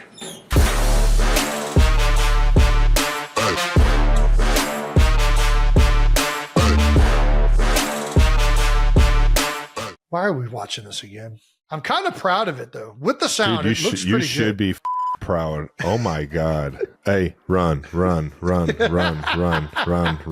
My headphones are flying all Flopping over all the over the place. Yeah, that is gold. Welcome back to New Heights 92%ers, a Wondery show produced by Wave Sports and Entertainment and brought to you by Buffalo Wild Wings. Oh, how about Let's that? go Sports Bar. Gotta love BW3s, baby. We are your hosts. I'm Travis Kelce, my big brother Jason Kelce, out of the University of Cincinnati and rightful owners of the Victory Bell. Shout out to the Bearcats getting it done over there in Miami. I forget what the actual name of the city is. They're Hamilton Oxford? City or something like that. Yeah, there It's it is. Oxford, right? Oxford, there you go. Getting it done after a tough loss to Narduzzi and the gang in Pittsburgh. But yeah, we're rolling, baby. Subscribe on YouTube, Wondery Plus, or wherever you get your podcasts. Follow the show on all social media at New Heights Show with 1S. Jason, why don't you tell the people what we got coming up? Trev, we got another incredible episode. We're going to get to the Chiefs' thrilling ender versus the Bengals, I love the energy. as well as the big Jason Kelce Monday night extravaganza, where yeah. all the Atlanta fans are probably really tired of seeing me, and I fully get it. I'm sorry you had to sit through that, Falcons. Oh, no. They want to see more of you. We're also going to break down the biggest stories from across the league, including a brand new meaning of the term chunk plays. That's right. Can't wait to get into that. Ooh. But first, as always, we're going to get to the other new, Anna. the new news. New news coming Hey. in hot. New news. Hey, here's some new news. New news is brought to you by United Airlines, where good leads the way. Man, we got airlines in that? on this. We're thing? airborne That's now? How about Crazy. that? I'm going to take a United Airlines flight this weekend. Are you? Are you guys United out in KC? Yeah, that was actually the slogan for the team last year was United. Nice. I love that. Had nothing to do with That's the a good. airline. That is a but good. That's. I've never thought about that. United Airlines using that as like. Yeah. It had nothing to do with the airlines. I think it just had to do with United. Is that how the team. United Airlines became United? Did they unite? They were once an ununited airline, and then they gathered all the airlines together, and then they became United. What's the history of United Airlines? That's a great question, Jason. I don't know if we got a really good show. United Airlines. I don't know if we got enough time to Is there a Google these things. does United Airlines have a Wikipedia? Yeah, it does. Everything has a Wikipedia. This is crazy. United traces its roots to Varney Airlines, VAL. That's a big name upgrade to United. Yeah, I'm that not was getting a on great Varney Airlines. Whoever's decision that was to go from Right. that name to United. Well, it was. I mean, they should have got paid. It wasn't their founders, probably. Walter Varney is the one that founded Varney Airlines in 1926 in Boise, Idaho. Ooh, the Idaho gang. Okay. Continental Airlines is a successor to Speed Lines, which Varney had founded in 1930. This Varney guy he's a transportation Pioneer. mogul. He is this a guy had a lot pioneer. of stuff going on. Yep. And whose name changed to Varney Speed Lines. So he just started changing everything to his name. Okay. In 1934. Then VAL flew the first privately contracted airmail flight to the U.S. on April 6, 1926. Man, how about that? Okay. Absolutely nothing interesting at all. Let's get to some bonus content. Oh, here we go. This is it. Okay. In 1927, William Boeing founded Boeing Air Transport. I think we've heard of that one. To operate airmail routes under contract with the United States Post Office Department. In 1929, Boeing merged his company with Pratt & Whitney to form the United Aircraft and Transportation Corporation, UATC, obviously, which then set about buying, in the space of just 28 months, Pacific Air Transport, Stout Air Services, Barney, and National Air Transport, as well as numerous equipment manufacturers at the same time. Jason, the energy was so good. On March 28th, 1931, all of these airlines united to form United Airlines Incorporated. It's what we came up with before. Yeah. So Confirmed. It makes sense. All right. Guess we can do the show now. Bonus content update on bonus content next week. We'll be dropping our first piece of content exclusively for our Wondery Plus subscribers. I wonder what it is. They haven't even told us yet. Last week, when you guys asked what you wanted for bonus content, and here's a few of your suggestions from Emma, Fell in Love. Is that like a lyric or something? Do we know? All right. Anyways, I'm sure many Swifties and tons of dads, daughters would love some New Heights Show bonus content teaching football concepts in an ELI 5 format. What the hell is ELI 5? What is ELI 5? Explain it like I'm 5. Okay. All right. I mean, that's probably one of the better ideas that the 92%ers came up with. How would you explain football to a 5-year-old? How do I do it to my? How do I mean, we're not very good at dumbing down football. I've realized this. I talk about it with Wyatt, but it's like it's real dumb. Wyatt is 5, or will be in like 3 days. A couple months here. Yeah, she's coming up. Not even 1 month. So there's Uncle Trap. She doesn't really know football. I don't even explain football to Wyatt. Yeah, I got to figure that out. Nice. Wyatt, when you try and Ellie, what do you think about football? Tell me what the rules of football are. Don't put your head through the railing. You got stuck last time, remember? Don't do that. Okay. Kai, does Wyatt know the rules of football? Where would you start if you were explaining football to a 5-year-old? Explain how scoring works. Yeah. But that's like, you got to start with the downs and we're getting okay. We're gonna move on. This is going nowhere. Anyways, I'd love to be able to understand the NFL portions of podcasts, but a lot of this is hard to grasp as someone with no background. The only problem with this is I feel like to explain football, it's easier done with visual. Brandon? This bonus content is audio only. Audio correct? only, correct? Yeah. So I just don't know that it's going to be great if it's audio only. I think it's going to be a little harder. Yeah. Yeah, but I think it's a good idea, and we can figure a way to do it audio. I think that makes sense. That's like I said. I think this is the best option. Let's go to some other options. Okay, sorry. Yeah, we have more options. I'm sorry. Yeah, we do have a show to do. Okay, bonus content idea. Keep it simple. Give us the deleted footage. No, that will never happen because then we won't have a show at all. Yeah, there's a reason it's deleted. Me and Jason will have nothing else to do on our Tuesday afternoons or Mondays. I will be. Yeah, we all will. Yeah. I'll be driving Wyatt to school every day. You'll be able to tell Wyatt exactly what football is after that. All right. So that's not happening. Sorry. No, that's definitely not happening. And then Big Blue World _fishing. Jason, doing food reviews on things he'd never tried before sounds like good bonus content. Well, I mean, that kind of leads us to this. How about it? That's actually perfect timing. Shout out to Kai. Yeah. For perfect timing. Well done, Kai. So last week, you guys mentioned something about pumpkin spice lattes, and Travis and I told you that we've never tried them. So I figured I'd try one now on the show. I hope it's scorching hot and it just fucking burns your tongue. So this is something that's nice about lattes, which I never have. I always drink black coffee. Yeah. The milk, it's never scorching hot because you have the milk in there. So it's always drinkable. Watch. Now I'm kind of nervous. Burn them.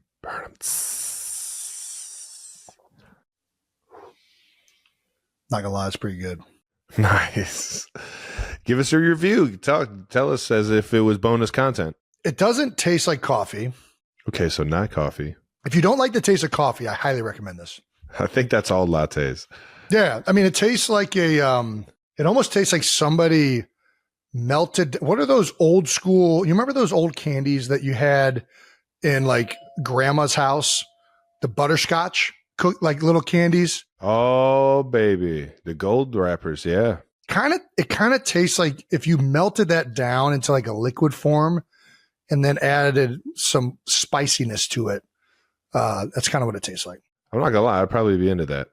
I used to fucking pocket I'd take a handful of those candies. It was those ones and then the little strawberry ones that actually where the wrapper made it look like it was a strawberry. Gosh. What is it about? Why are we reinventing candy? When those have been around forever, those strawberries, that's top of that strawberry. Dude, one of my favorites were the lifesaver, the cream savers, you know what I'm talking about? Where it was the orange and like I think there was like strawberry creamsicles or cream savers, lifesavers. Dude, they were so fucking good. I used to fucking house those things. Pumpkin spice latte, tremendous. If you don't like coffee, highly recommend it. Nice. It's a really good way to have coffee without having to taste it. I got a feeling anything that has like too much creamer in it, I don't love it. I just only drink black coffee. I don't add anything to it. And now I just love the beans at this point. I love the earthiness. Yeah, I don't know what it is. I think it's just like, when you're so addicted to a substance like caffeine that the faster your brain recognizes that what you're drinking is just straight caffeine, the more you're just immediately. I don't know that it matters what coffee tastes like. I think my brain would just absolutely love it. It would trick my mouth into loving it. Does that make sense? Yeah. You play tricks on your mind all the time. All right. Well, yeah, so maybe that's some bonus content. We can do some food reviews. We're still figuring this thing out. They only want Jason reviews. They don't want anybody else's. Well, do you not want to do food? You're not a big experimenter with food. Dude, you know how to get the best out of like the reviews. Your reviews are great. Like you just don't want to eat it. I don't like it. We got to get you reviewing some goat. I'm not eating a goat. Come on now. I'm not eating. Have I told that story on the podcast? I don't know. About, what was that, 3 years ago? I'm in Los Angeles and I'm visiting my brother, and my brother makes a reservation at this restaurant called Lady and the Goat. Heard great reviews from it. I decided, I'm like, yeah, I'll go down there. And my brother proceeds to not eat anything and complain about there's so much goat on the table. I didn't think it was like Chick-fil-A where all they have is fucking chicken. They had other stuff than goat. They had a lot of other things. It was a 5-star restaurant and every single piece of protein.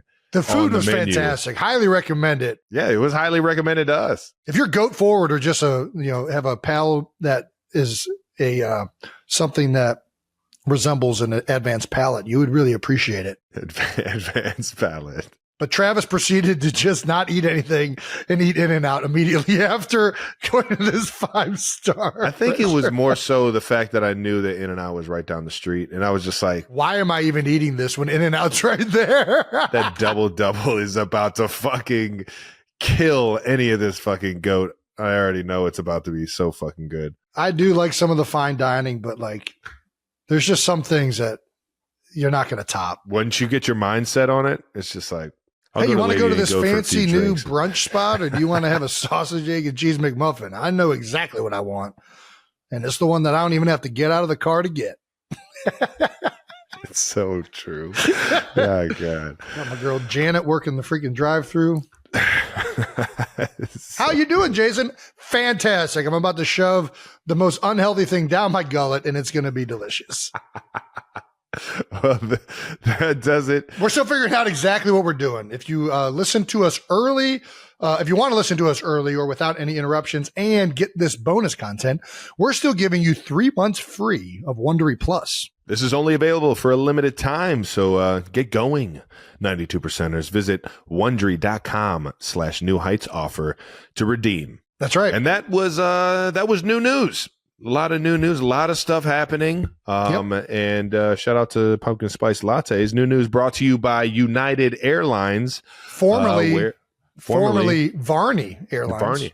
Varney Airlines. Just learned that. Shout out to Varney. Shout out to Walter. Where good leads the way. Let's move along to week 2 games.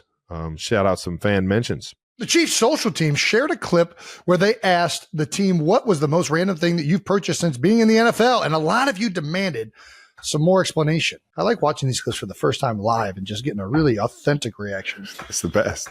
Oh, I saw this clip. There's a lot of random stuff. A lot. Juicer. I got a GameCube too. Is that real? I got real into paintings and plants. Plants. Yep. Plants. What a human-sized hamster ball. I don't know why. It is fun though. Do you have it? I don't think you ever shipped it because it couldn't get shipped. Damn it, dude. Somebody Remember, has you tried to ship it. That thing was heavy. It was Dude, like that thing it's was like hundreds of pounds. It was like a fucking car. Yeah. I was like, why the fuck is this thing so heavy? Can we find the whereabouts of this hamster ball? We have to, dude. I'm not gonna lie. Maybe that's a piece of bonus content. Yeah, finding Maybe not all the best for audio. all the dumb maybe shit I it's bought great. in my life. I don't know where it is. I thought I had it shipped to you, but if you don't have it, somebody's fucking having some fun with a human-sized hamster ball right now. There were some bowling pins too. It was a human-sized hamster ball and bowling pins. We need to get this hamster ball because Wyatt's at an age where we could just shove her in that and just push her around all day. And Oh yeah, that she'll lose sounds some like a energy. great time. Yeah. And it's like a safety box. That's Yeah, you why can't even get hamsters hurt. can go in there. Yeah, keeps them away from all the cats. If you guys don't know what we're talking about, we're talking about those inflatable giant balls where Yeah, the inside is human-sized hamster hollow. ball. Yeah. And you kind of can go in there and run around and move. I mean, it's exactly what Travis is saying. And that is by far the most random shit that I've ever bought. You bought a lot of random stuff, Travis. Dude, it's up there. But Yeah. that's probably the most What's some fun other random shit. stuff? Ah, man. You're a big art collector. Yeah, I do have a bunch. I got a bunch of trinkets. I just have shit. Yeah. I have so much shit. Loads and loads of shit.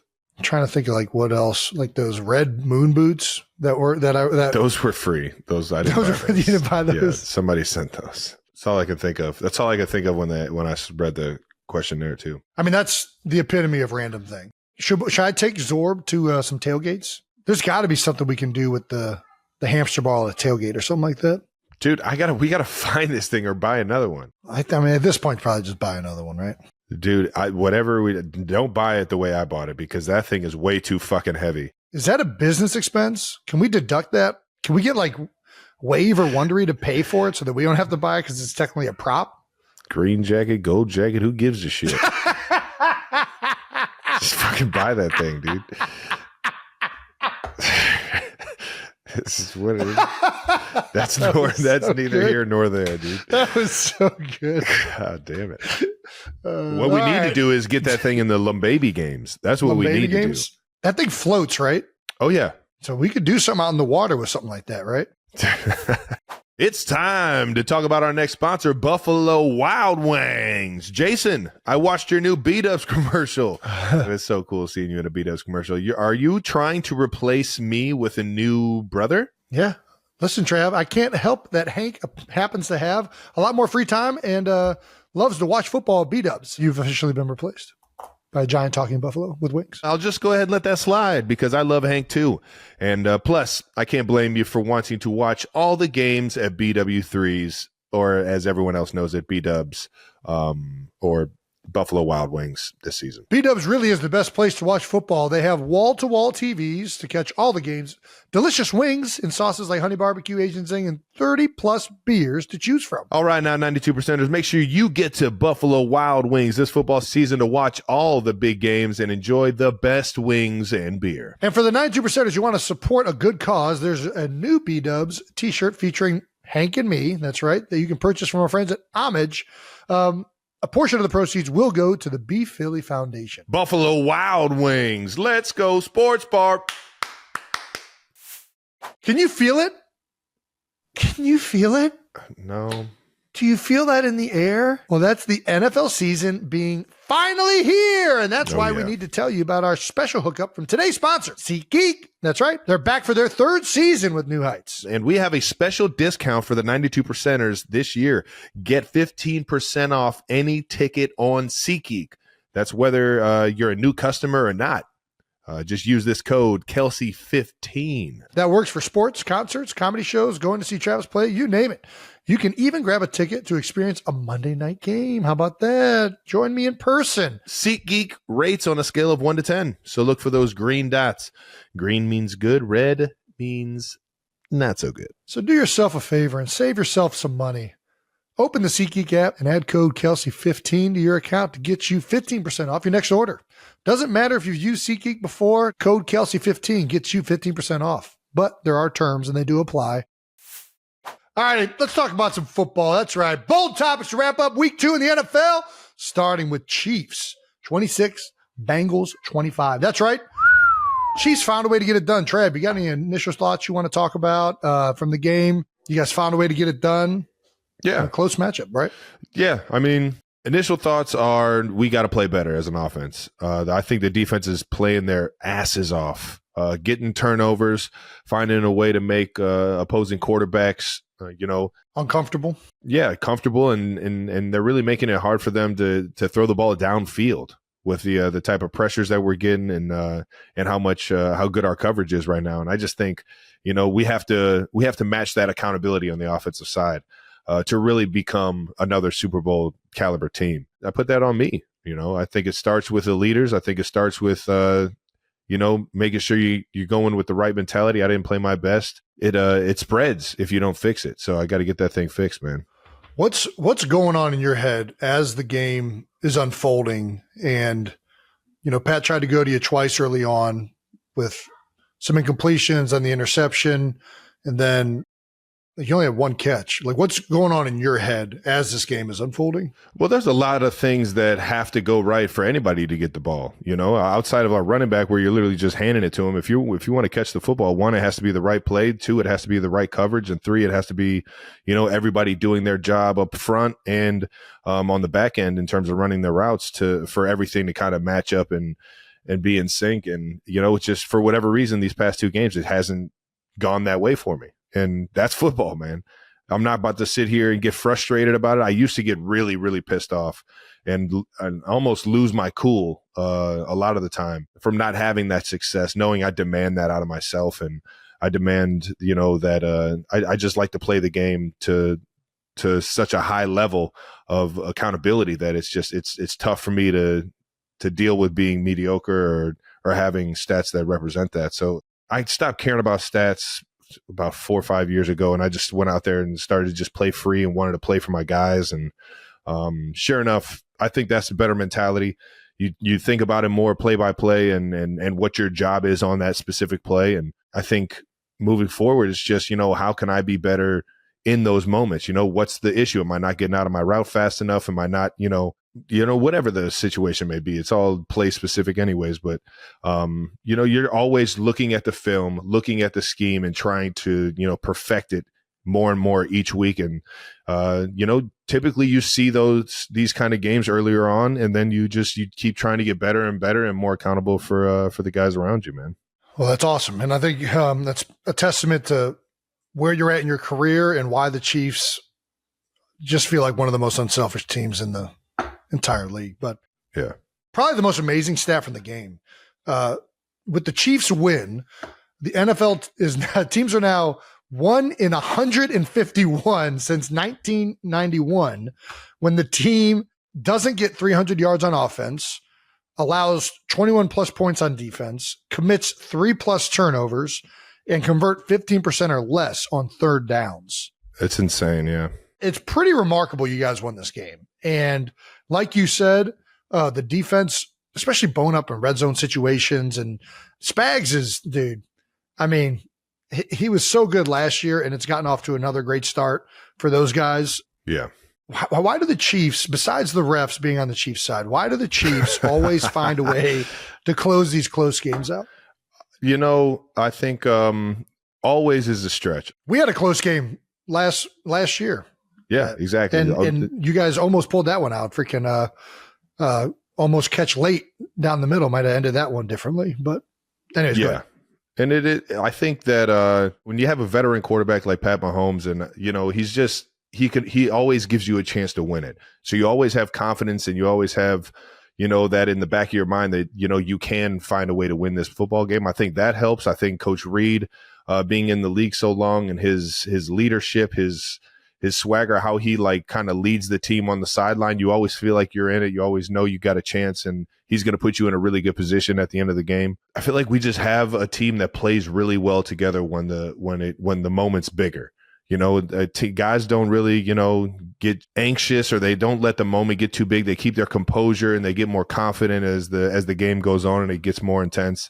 I felt that on the sideline, and sure enough, it was a weird ending, man. It was a weird ending. There were flags on both teams late. Obviously, the Bengals getting the last of that with the pass interference at the end, but we have to try to beat teams earlier than that last drive. And I think that's the biggest thing. And shout out to the Bengals, their defense, the players over there are just, they're comfortable playing us, and they feel like they have a good idea of what we're doing. That's a huge challenge for us the next time we play them, man. Absolutely. And it's a matchup that I was looking forward to because all of these contests between you guys and the Bengals have been so close. With the Chiefs win, they've evened the record against Burrow and the Bengals at 3-3. 5 of the last 6 Cincy KC games have been decided by a field goal. That's how close these games have been. First half offense, Chiefs had a 16-play, 8-minute, 30-yard drive that ended in a field goal. Those, I mean, staggering, man. It sucks. Putting all that work in, and credit to the Bengals for bowing up at the end of it. But when you go all that way and it just doesn't happen, it's frustrating. Very, very frustrating. Yeah. They also had 2 turnovers in the first half.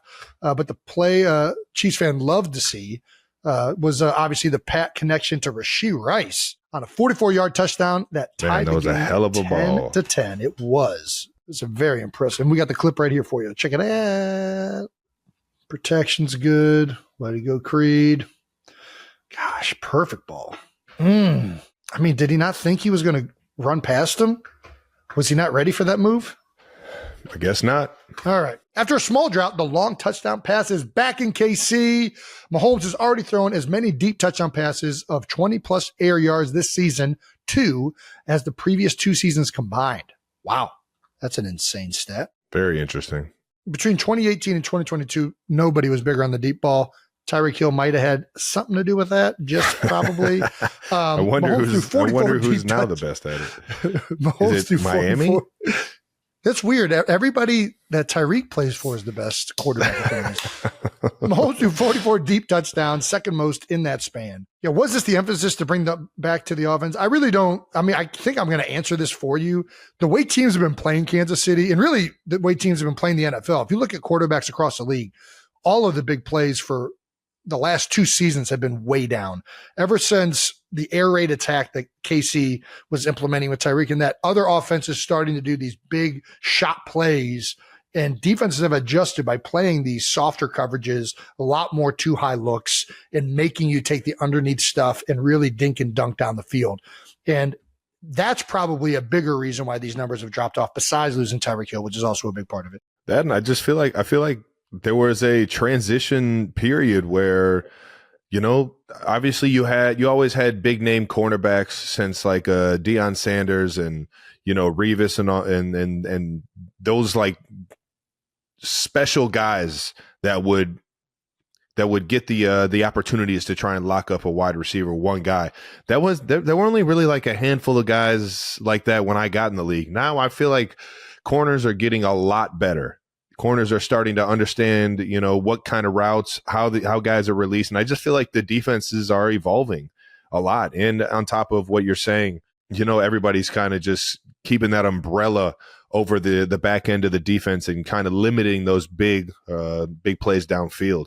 Absolutely. As well as the second level guys. If those guys are backing up, the second level guys are getting a little bit more depth, and running backs and the underneath routes, the defense is like taught to like rally to those tackles instead of giving up the huge plays, man.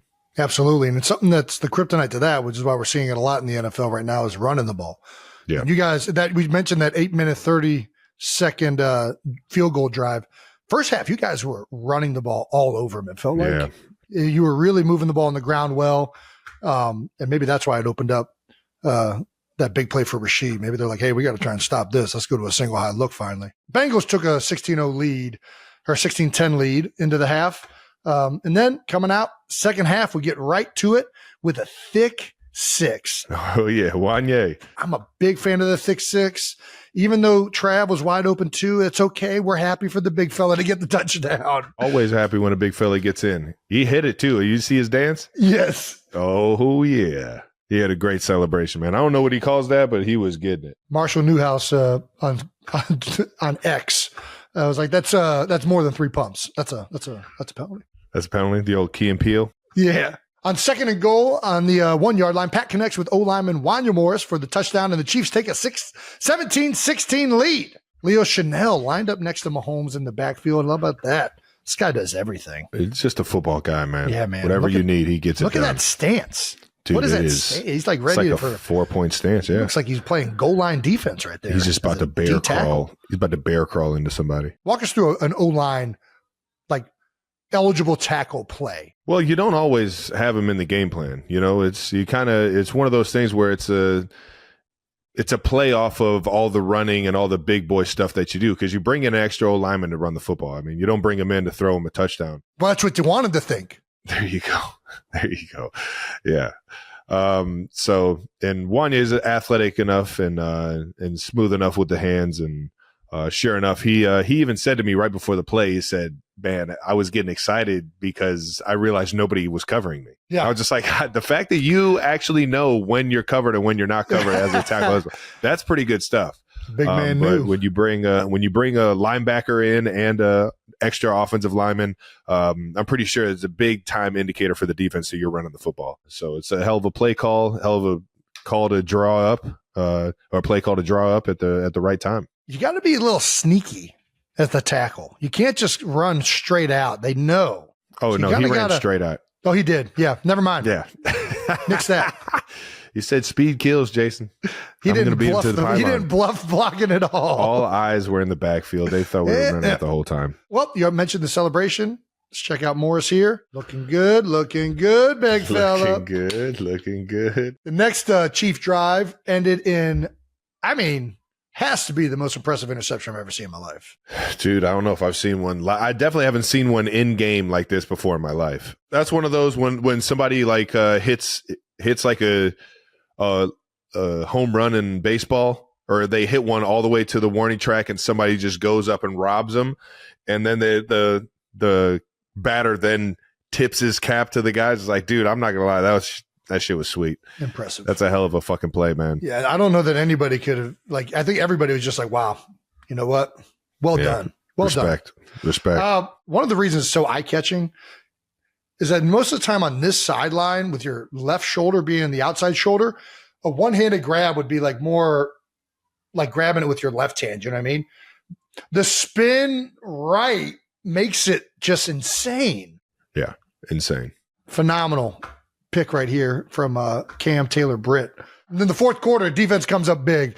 At the beginning of the fourth quarter, Joe Burrow is sacked by Mike Dana. Shout out, I think he just got Mike Dana. Yes, sir.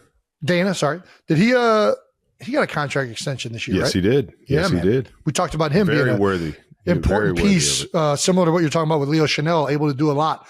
Mike Dana does a lot on that defense, moves a lot all over the place. Forces a big fumble. And it was recovered by safety Chamari Connor in return for a touchdown. That's always nice, 2-7, baby. right? Dude, it is, especially at that point in the game, huge for the defense. I mean, you always set those expectations before the season on how many special teams scores you need, how many defensive touchdowns you need. And right now our defense is playing so goddamn good. For them to put up 6 points like that in such a tight game, in such a crucial game, especially with us not playing the way that we think we should on the offense, or living up to our potential as an offense right now, I think obviously we're leaning on that side of that ball right now pretty heavy. That was a huge play, huge turning moment in the game. And no shocker, the guy who kind of initiated this whole fiasco starting was Chris Jones. He's been really good. Surprise, surprise, through the first 2 weeks, applying a lot of pressure. He split 2 on that one. Check him out. Look at him in the backfield. Is this just expected from Chris at this point? Yeah. You know what I mean? Like, even in the first week, he was like taking they had some new guys playing for Baltimore. He was just kind of moving around on, hey, whoever wants it can come get it. It's a frustrating day. No, you're supposed to be the 3 technique. Not you're supposed to be over here. You're supposed to be over there. You do it all, man. Per Next Gen Stats, Trent McDuffie aligned across Jamar Chase on 17 of 38 routes, 45% of the time, including 4 routes and press coverage. McDuffie allowed 1 reception for 4 yards on 2 targets as the nearest defender against Chase. Way to go, Trent. solid game. No, It's a Trent's really playing good great player. football. Our entire defense is really playing great football, man. Hats off to them keeping us above float, and man, we gotta start playing up to our potential on offense because we got the guys, we got the ammo. We just got to get it done, man. Well, it's always fun when you win games and you're not playing your best. Yeah, that's when everyone says it's a good one to learn from. Yeah, you know exactly. Yep, it's a good one to learn from. That sets us up for the game-winning drive. That's right. Chiefs get the ball back with 2 minutes and 35 seconds, and you guys are in 4th and 6 situation with 53 seconds left on the clock. Pat competes a deep pass to Rashee Rice, but it comes back. Trey Hendrickson was wreaking havoc all game long, and yeah, man, he was fired up. At the end of the day, man, you can't put it in the ref's hands that late in the game, and that's for both of us, both sides of the ball. You know, yeah, obviously you want to play physical, you want to make sure you make that play, but if you're going to put it in the ref's hands, that you're playing with fire. It is what it is. You're just playing with fire, man.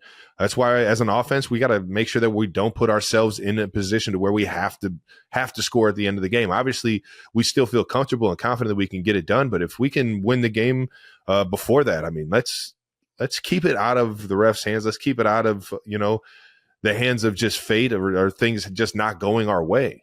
I think it's that's the mentality you got to have. And did we get lucky? Yeah, we got fortunate that they threw the flag at the end on that 4th and 16. Yep. I would love to make sure that we don't get ourselves in a situation like that again. yeah, especially 2 minutes. Whenever you're in a 2-minute drill, penalties, sacks, like these things are just like crucial that you don't do. Easier said than done when you're trying to block Trey Hendrickson. But yeah, that one almost killed you guys, and you guys get bailed out at 4th and 16 with 48 seconds left.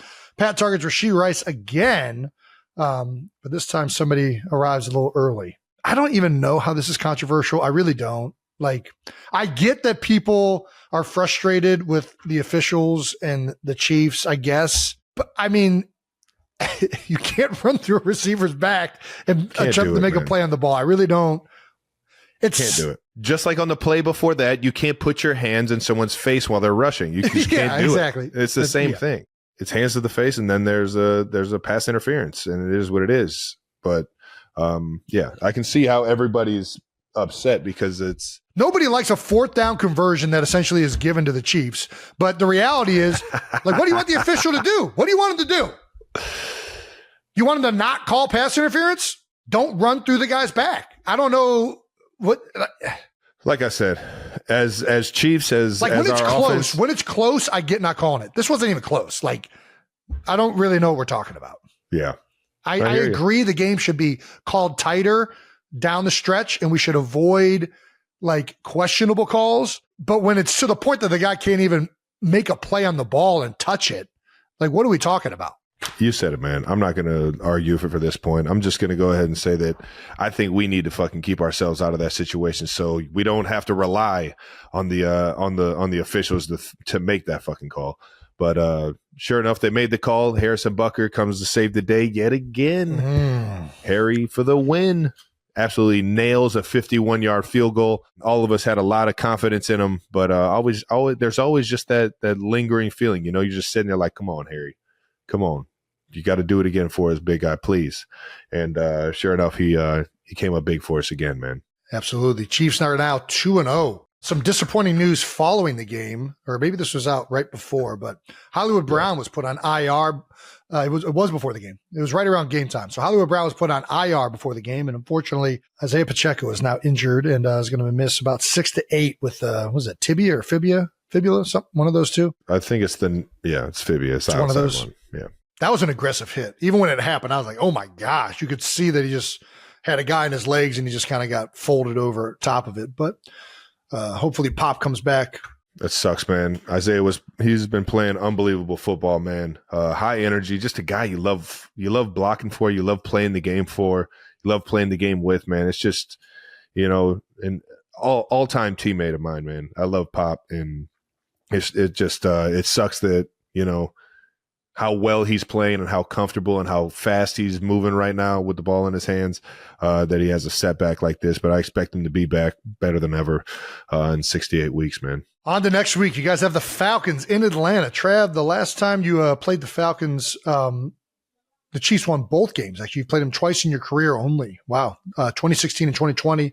Chiefs won both games. The last time you played the Falcons in Atlanta, it was at the Georgia Dome in December 2016. 8 receptions for 140 yards. That's a good day, Trev. There we go. Ooh, damn. It's been that long since I played in Atlanta. I guess I had a few preseason games there, but I haven't played a regular season game in Atlanta yet. Yeah, that's crazy. Man, yeah, I remember that one. I think that was the first My Cause, My Cleats game, actually. Oh, wow. How about that? That's how long ago that thing was. Yeah. All right. Well, good luck in Atlanta. Shout out to Eric Berry and that pick 6. Down in the ATL. Whew. Atlanta loves me right now. LeBron's stat of the game. Patrick Mahomes has 2,424 completions in 98 career starts and surpassed Matthew Stafford for the most completions by a player in his first 100 career starts in NFL history. It's good company. Yeah, definitely good company. We also got to talk about your historic streak, Trav. I know the game didn't go the way you wanted it to as far as receptions, and unfortunately it ends the longest NFL streak in history with a player receiving at least 3 catches. That's right. Sunday marked the first game since September of 2018 where Travis Kelce did not get at least 3 catches. It snaps a streak of 114 games, the longest streak by any player in NFL history. Not only is that the longest streak, the next closest is our guy Antonio Brown with 81. Mahomes' quote, we played 2 opponents. We play a lot, and they have a plan on how they're going to account and defend Travis. But as the season goes, he's going to get his catches and he's going to get his yards. So, yeah. And I could have played better, man. It is what it is. All right. Could have played better. Could have ran better routes. Could have got out of my breaks a little bit faster. Knowing Hendricks was on one. And it's just, you see things, Monday morning quarterback. You see things better after the game and realize how you can play better and be better for your teammates. And sure enough, I've always had that accountability. I've always been my worst critic, and I'm going to, remain my worst critic. I think that I can improve a lot for my guys and be there for Pat in a lot of different situations. But like I was saying earlier, it takes a lot of things to go right for somebody to get the football. I'm just fortunate that Coach Reed and this offensive staff has given me that opportunity and, has the confidence that I'll be able to get it done. I love it. Love it. Let's talk about our next partner, AG1. And if you're wondering why you still have a bit of a dad bod after working your core at the gym, it could be because your gut isn't digesting your food properly. Oh, wow. Yeah. And that's just one of the reasons why AG1 has been locked into my morning routine for years now, especially now that I'm really focusing on my health. AG1 is packed with good stuff. That's why nutrients that your body can actually use. Non-GMO, no added sugars, just the nutrients you need to support your gut health, immune system, and overall wellness. AG1 is a brand that I know I can trust. They're used by professional sports teams and health experts worldwide. Whether you're focusing on your fitness or just want to stay on top of your health, AG1 is the foundational nutrition to support your whole body. If there's one product I'd recommend to support your health, it's AG1. It's a great way to invest in yourself, and that's why we've been proud to partner with them for so long. Try AG1 and get a free bottle of vitamin D and 5 free AG1 travel packs with your first purchase at drinkag1.com/newheights. That's a $48 value for free if you go to drinkag1.com/newheights. Check it out. 92%ers. Football season's officially here, so make sure you're tuning in to all the action with NFL Sunday Ticket on YouTube TV. NFL Sunday Ticket is the only way to make sure you don't miss a single game this Sunday. You waited a long offseason for the NFL to officially be back, and before you know it, the season's going to be over. So don't miss a single snap. And we got a whole lot of 1 o'clock games that everybody in the world gets to choose from if you have NFL Sunday Ticket on YouTube TV. Jason, what games you watching this week? We got Eagles Saints. That looks like a good one. Chargers Steelers. I'll be watching that one. Harbaugh's got the Chargers rolling right now. Their first 2-0 start in a long time. I'm going Eagles Saints, Texans Vikings. Yeah.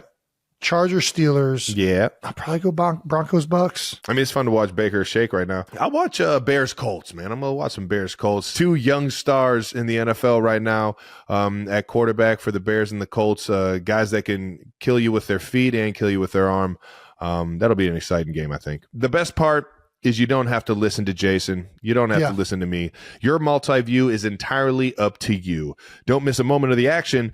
Watch every game every Sunday when you bundle NFL Sunday Ticket with YouTube TV. Sign up today for NFL Sunday Ticket on YouTube TV at youtubetv.com/NH. Device and content restrictions apply to multi-view. YouTube TV base plan includes locally and nationally televised games, and NFL Sunday Ticket includes out-of-market games. Excludes digital-only games. Terms, restrictions, and embargoes do apply. No refunds. This episode of New Heights is brought to you by United Airlines. That is right, Jason. And United is transforming the flying experience for every passenger with screens at every seat and Bluetooth so you can connect wireless headphones. That's right. No more cords, baby. Got to be excited about that. They've also got bigger overhead bins, so everyone's big bags fit. And they also have the best airline app out there. The United app includes countdowns to boarding, bag tracking, and preferred seat selection to help get you out of the middle seat. Trav, you and the Chiefs fly United for your away games. What are you usually doing to pass the time on a longer flight? I'm sleeping, Jason. I'm a big napper, and I just like to sleep. So I'm going to go ahead and just bundle up on one of those Shut it on chairs. down. I like watching movies. I do. All right, now 92%ers. Make sure you go ahead and download the United app or head to united.com to book your next trip. Once again, go to united.com or download the United app to book your next trip. All right, now let's move on to some Monday Night Football at the Link, where you get everything Jason Kelce. Dude, there's a lot of Jason Kelce. Dude, and the people loved it. They actually they wanted more of Jason Kelce because they wanted to not only see you hype up those birds before the game, but they wanted to see you answer all the questions. Yeah, that's right. That they had for you after.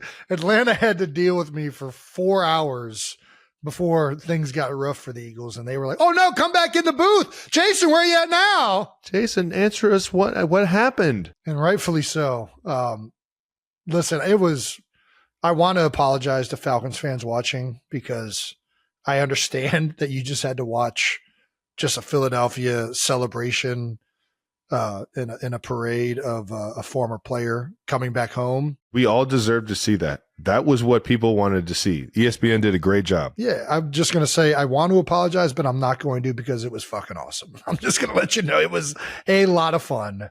That's the first one. The first time. I mean, how crazy is the first time I'm back in the building? I'm commenting on a game. Shout out to Roger Goodell for scheduling that one, or whoever was in charge at NFL headquarters for making that happen. Even if we're going to get to it, but before the game, being out in the parking lot, the countdown, being up in the booth with Joe and Troy. I mean, it was really, really awesome for me. So selfishly, I am like just beyond happy that was kind of how I get to remember my first time being in the link, not as a player. It was so cool, man. At the same time, I fully understand why a bunch of Atlanta people hate my guts right now. So I apologize.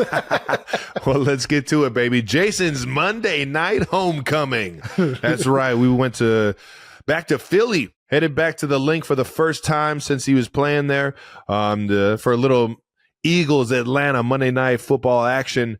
And just like any homecoming, it was about the pregame, and boy, oh boy, did you not disappoint. And by the way, the Philly did not disappoint because you weren't the only one there.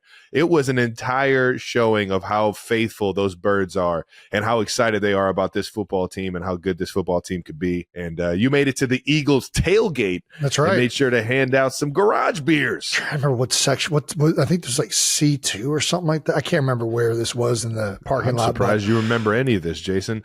I thought you were going to black out. I've seen those dance moves before that we're about to get to, and typically those sober. I know you don't believe me. No, I was not drinking until after those the game. Knees don't work like that sober. I promise you, I don't know how I did that because I've never done that. Everybody knows sober. you don't have rhythm until you have like Travis, 10 beers. Hey, I'm letting you know right now. I could tell by the way you were talking in the third quarter in the booth that you had been in an up and down roller coaster of being in and out of being drunk since about noon. Zero beers. Dude, I could tell you. Do you know how hard it was to throw garage beers? I threw probably 100 beers. I'm not exaggerating from a pickup truck and didn't drink one. You know how hard that was? It's a feat I don't think you've ever accomplished before. I'm a professional, Travis. I don't mess around. I respect it. No, this tailgate was awesome. A bunch of these guys had been to the golf outing, right? So, Dallas Sucks, Maniac Malloy, Shoulder Pad Sean, and my guy Dumphy. All these guys had been around, and I wanted to. I'm like, man, I've seen these guys at all these events throughout the years. They've cheered me on. I want to be out there with these guys. I don't know how we got to like throwing garage beers. I think I got up on the top of the truck where they were smoking an alligator, which is pretty gnarly. I don't know if you ever seen a smoked alligator covered in Where bacon. the fuck did Philadelphians get an alligator? I don't know. I don't know that. I think that they just kind of do it. I remember having alligator one time, and it was when fried alligator when we were down in Florida. Yeah, we went to like that county fair down in Florida, and they had gator nuggets. Yes, and they were delicious. They were fucking phenomenal. Yes, and that was the first time I was like, damn, I didn't know people were out here eating gator like this. That's what we're doing down here. We're just catching gators like we're catching fish, just going out there and fucking reeling them onto the boat and putting them over a fire. That's right. Very interesting. Well, they've smoked it all day. It was delicious. They stuffed it with like cheese and whatnot, covered it in bacon. Oh my God. I was getting different pieces. I was getting the tenderloins. I ate a piece of the cheek right off of the freaking face of it. It just tastes like lobster almost. It was delicious. It was very good. What the fuck? It's kind of like a lobstery chicken. I don't want to hear that. You're ruining my day by telling me this shit. It was good. Just letting you know. I'm in on just about fried anything. Fried gator is probably as far as I'll go on the gator train. All right. But either way, sounds very eventful because you don't always have gator at tailgates up in the Northeast. It's not a regional delicacy. But either way, it certainly was an event. They also had cheesesteaks. They had a bunch of food at this tailgate. It was incredible. The fans were into it. Everybody's getting ready for Monday Night Football. And we just so happened to have like 1,000 garage beers. So I just started putting them in koozies and chucking them like grenades. Yeah, because koozies are it's like bubble wrap. It's safe. I was basically, yeah, exactly. I was basically playing jackpot with an entire parking lot of Eagles fans. Throwing full beers might as well be assault. I mean, none of them. I was making eye contact. I almost took out a Jeep window, but I was making eye contact. Crushed a moonroof. It might be cracked, but it was electric. Dude, throwing beers further than like 20 yards, 15 yards is, dude, that thing, that's dangerous. No, it's got the koozie on it. It's wrapped in the koozie. There you go. It's nice little, yeah. It reminded me of the parade. Because when you're on the parade comes around, you're people on the floaty, are throwing you beers. So it felt like it had been reversed. Like, dangerous. Now it's time to throw the beers the other way. Catch this wrath. Dude, but I was making eye contact. There were some, not going to lie, there's some talented people in that parking lot catching beers. I don't know if they can catch footballs, but if some of these guys can catch footballs as good as they catch beers, they might want to try out for the Eagles. You fucking idiot. We also got to look at some new moves. Jason showing off some moves. One move that is actually new to me. I've only seen you hit one of these two moves before. I said, that's a new move. That is 100% a new move. I haven't seen that one yet. Kylie said it's the same as the stomp move. She said it's just a different variation of your stomp. Yeah, which means it's a new move. This stomp though, the running man. It wasn't my best running man. I've been better at running man. So those knees are getting up though. That's what I'm saying. These knees and this kind of bounce doesn't work unless you have like 10 beers, dude. Those knees are shattering if you're fucking doing it with no fucking fuel in you. What happened is we were supposed to be on that stage to start countdown, and I walked over there way too early. I had to kill 30 minutes before the show started, and I'm just up there with these DJs just standing there. I'm like, I gotta do something up here. I can't just stand here like a jamoke. I gotta bring the energy. Oh, you brought it. I don't even know what I'm doing. Dude, it's golden. Do you know, like, dude, you have the greatest running man of all time, dude. Do you know how devastating it is to? Oh my gosh! Do you know how so fucking good, dude? Do you know how devastating it is? I keep watching it and I keep crying, laughing, man. I was so proud. Everyone thinks I'm the dancer. Dude, you are the fucking most electric dancer I've ever met in my life. You can put a smile on anybody's face by dancing, dude. It is so good. And when you get in that mode where you go full send, oh my gosh. Woo! Thank you for that. I'll have that forever. I'll have that in my back pocket on a fucking cloudy day. And I'll just be able to fucking have happiness. That shit was so good. You know how devastating it is to open X and just see a bunch of people quoting tweets of you dancing and putting clown emojis above you? Dude, the running man looks like you're like, you know, when they put shoes on a dog for the first time? Yeah. And they're just like fucking trying to figure out how to step in those things. Yeah. Dude. But they're like getting like their knees. Oh, dude, it was so fucking good, man. Just countless people quoting a picture of you dancing and saying, this is a full-grown adult male with kids. And he's doing this in public. And it's I'm like, you know what? electrifying. I mean, you got a good point. It's ridiculous. I don't know that I got a rebuttal for that. Stop showing this. It's so good. Are we going to be able to have the sound? It looks so much worse without the sound.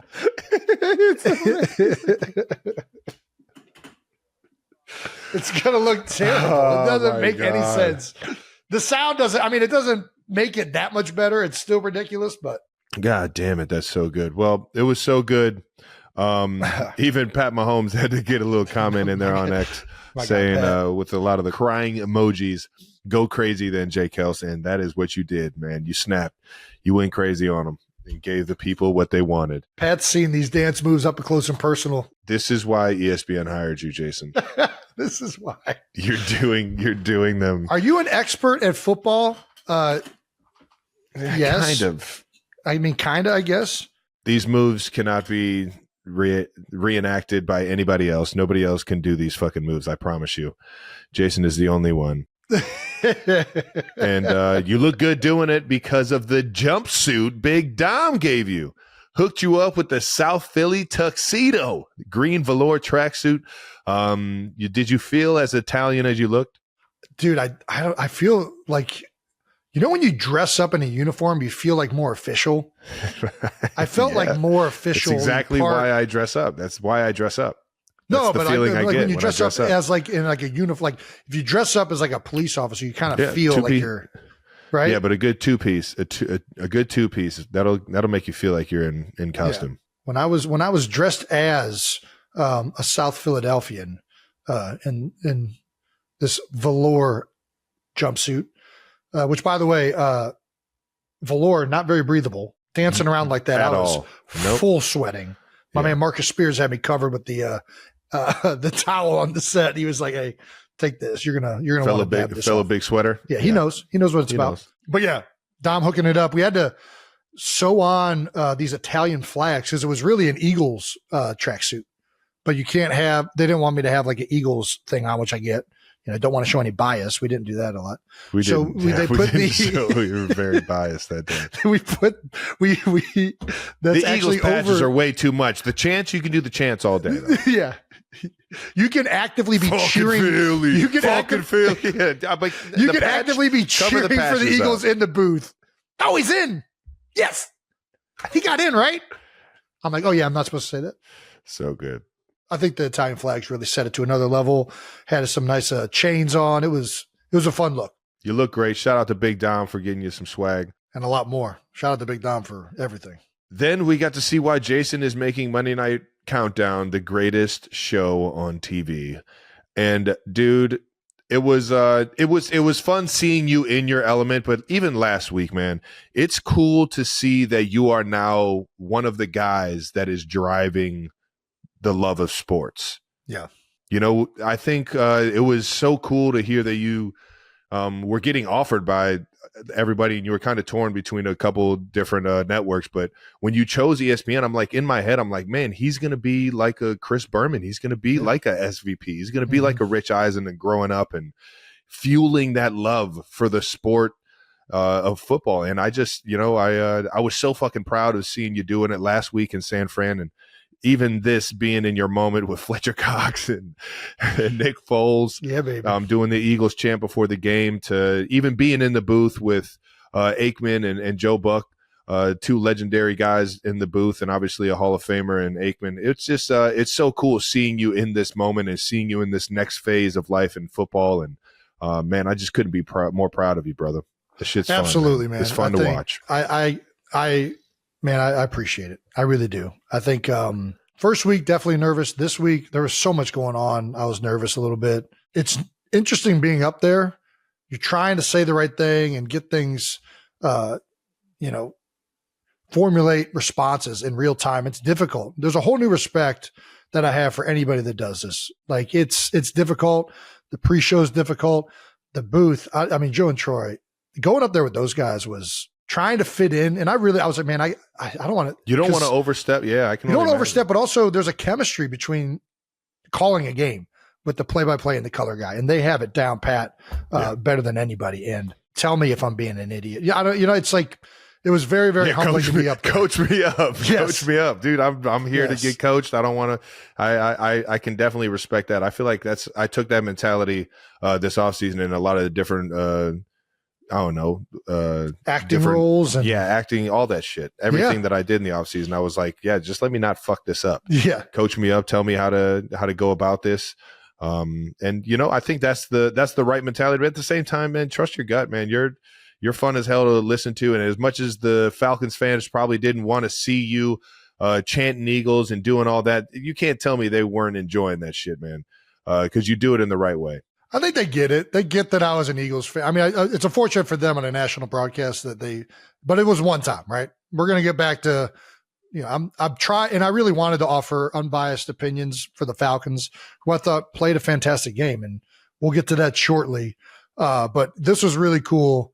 To be back in Philadelphia. It was awesome. And this is probably the one chance I got to kind of solidify my retirement as a player and to be up on stage with Fletcher Cox, a guy that retired the same year as me, Nick Foles. I mean, a guy that I won a Super Bowl with, Super Bowl MVP, and then all the fans. It was really, really fun moment. So I can't thank ESPN enough for, I don't know, man, just like letting this all happen. I don't know. It was like, no, I hear you. I hear you. It seems a little much, but they definitely, they looked out for you. And I think it was a great look for ESPN, and it made everybody really excited to watch Monday Night Football. Not only yesterday or last week, but in the future, man. You guys are doing a great job, and don't want to not give credit where it's due. SVP, Ryan Clark, and Spears. I mean, those guys are the fucking best, man. I love seeing all you guys throughout the game and throughout the evening talk about ball, and you guys always have great takes on it, man. So shout out to the Monday Night crew. We also had, speaking of Eagles fans that you were just thanking that were there, Big Rod Dunphy, the Eagles super fan on stage, and Jason forced him to do a chest bump. You forced him. I heard you on the mic. You forced him. You said, no, we're doing this. We talked about it beforehand. We were both excited about it.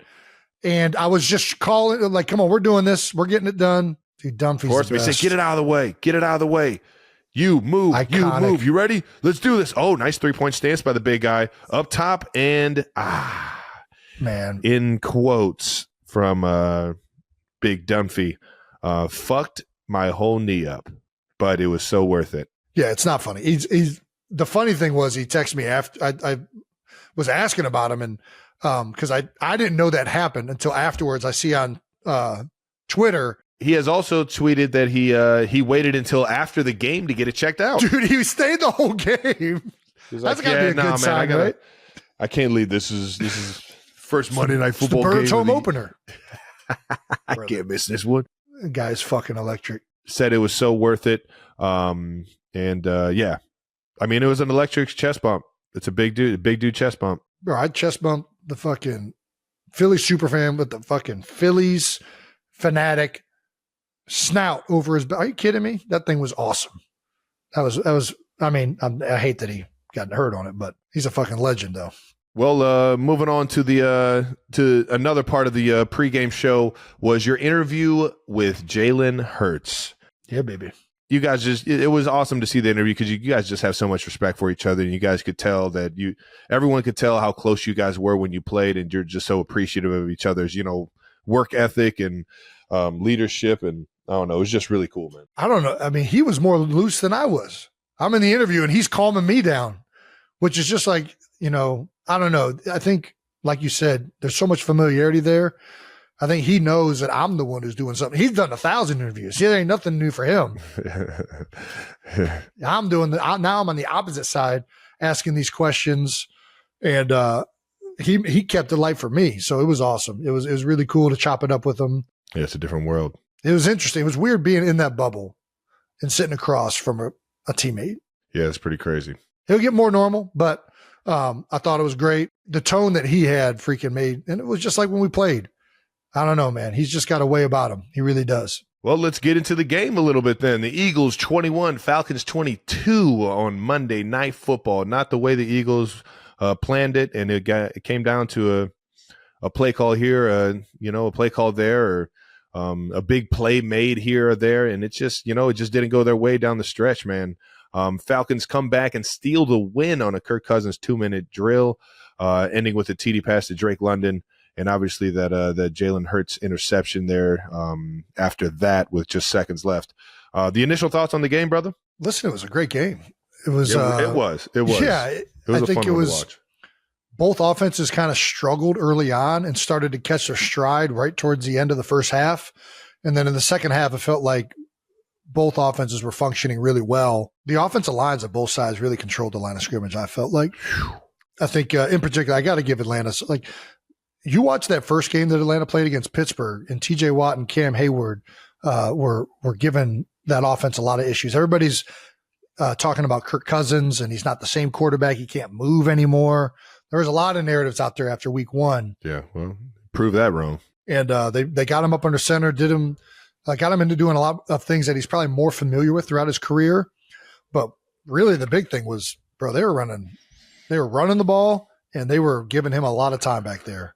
And I think that offensive line, that was a big bounce back game for Atlanta. In particular, they're running outside zone. I mean, that was a clinic tape of outside zone. Yeah. Cutting on the backside. It was a battle of two really good fucking running backs. Yeah. And really good offensive lines. They get after it, man. I keep looking at the Eagles offensive line, and I'm like, dude, since you left, they have become the biggest offensive line in the world. Well, I think they were already enormous. But yeah, adding Mekhi Becton. Holy shit. It's a big wall. Every single one of them. Yeah, it's unbelievable. Yeah. Eagles were without their star wide receiver, A.J. Brown, with a hamstring, unfortunately. But Jalen Hurts played pretty well up until that last drive, man. Jalen went 23 of 30 for 183 yards and 1 touchdown, 85 yards on the ground with a touchdown. Saquon in his Philly debut, although he had that drop there at the end, 116 total yards, which is exactly what you expect out of him. The guy can do it, can beat you every single way. I don't see him dropping that ball ever again in that situation. He's such a good player, man. It kind of rips your heart out when something like that happens. He's such a big piece for the offense, and that was an underrated thing that really didn't get discussed at the end of last year. Obviously we struggled with the blitz, and that was the main narrative the last 2 games of the season. But another big piece is A.J. Brown's hurt, and I just think he's an equalizer, man. He's one of those guys, Alshon Jeffrey used to say it, even when I'm covered, I'm not, where like at any time he's there and you can throw that ball up to him and he can make a play on it. And, it opened it up a little bit for Smitty, which I don't know that I've had a teammate that I respect more in my career in Philadelphia. There's guys I respect as much, but Slim he's just such an awesome dude. So happy that he got a little bit more. Seeing him eat last night. Yeah. He was killing it. Yeah. Jalen, I thought, was a lot more composed. I thought he played great. And even the rushing yards, like the scrambles, it felt like he was trusting the pocket more, staying in there. And then he would push up when it wasn't there. And it just felt like, he was doing a lot better throughout the game. I know everybody wants to talk about the last interception at the end of the game. You're pushing to make a play. He's getting hit while he's throwing it.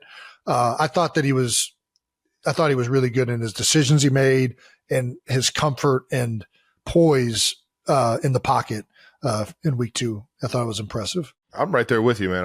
I just watched the game today, knowing that we played the Falcons this week. Watched it start to finish. I thought he played fucking awesome. Thought he made some unbelievable throws, especially over the middle and tight windows.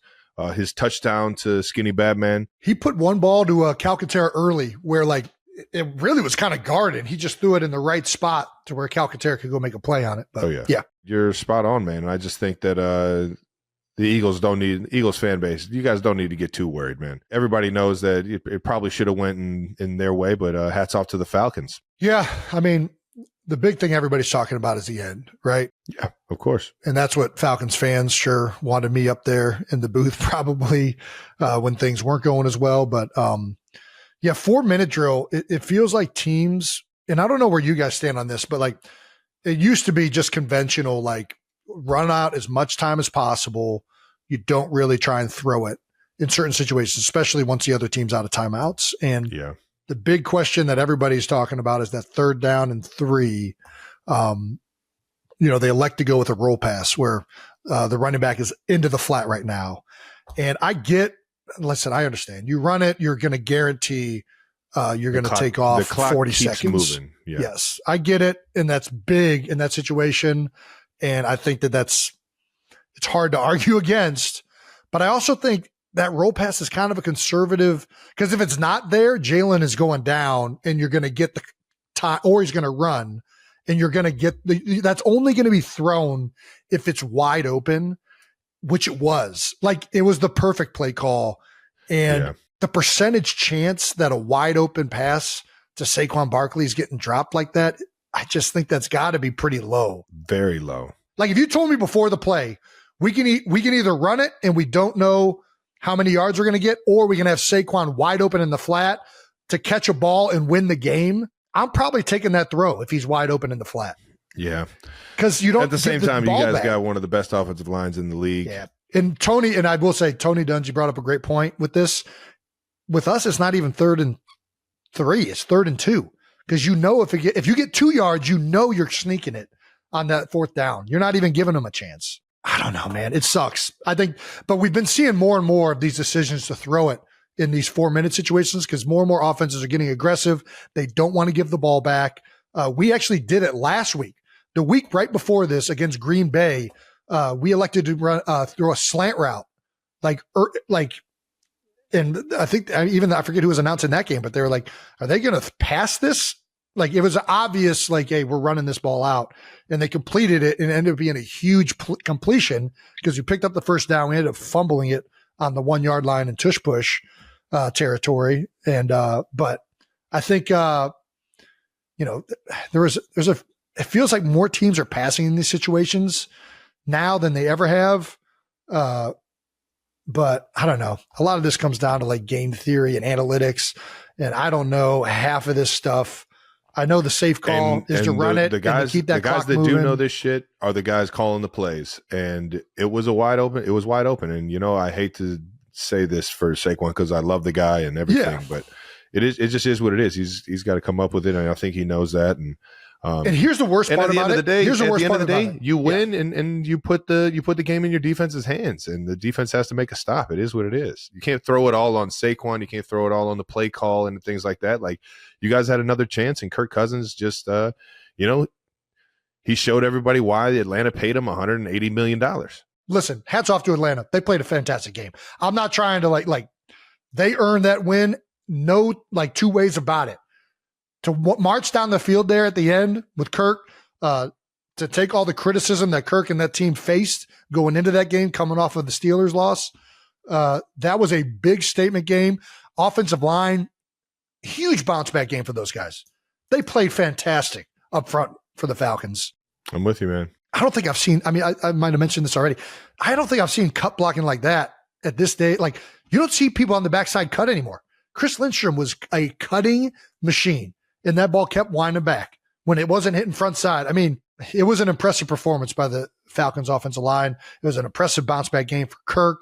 The coaching staff adjusted wonderfully. They got him under center, got him into things that he's done well his whole career. Listen, I'm obviously an Eagles homer, but I'll give the Falcons credit all day. They played their ass off. And to come into Philly after a game like that, that's a tough matchup.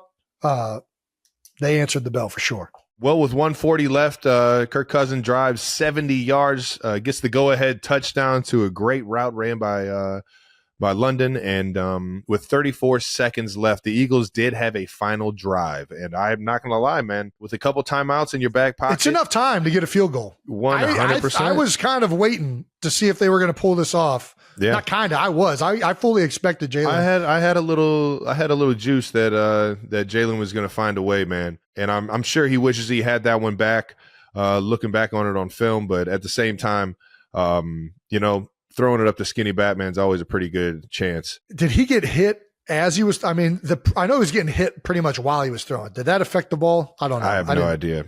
Either way, it looked like a real time. The final drive ends in an interception to Bates. Any final thoughts, brother? No, like I said, I kind of closed it out. I thought Atlanta played a really, really good game up front. I thought the Birds played well on offense. I thought the Birds played well, yeah. Yeah, I mean, both teams did a good job in the red zone of keeping guys out for the most part, but then the offenses got going there towards the end of the game, and Atlanta just executed a little bit better. We talk about this,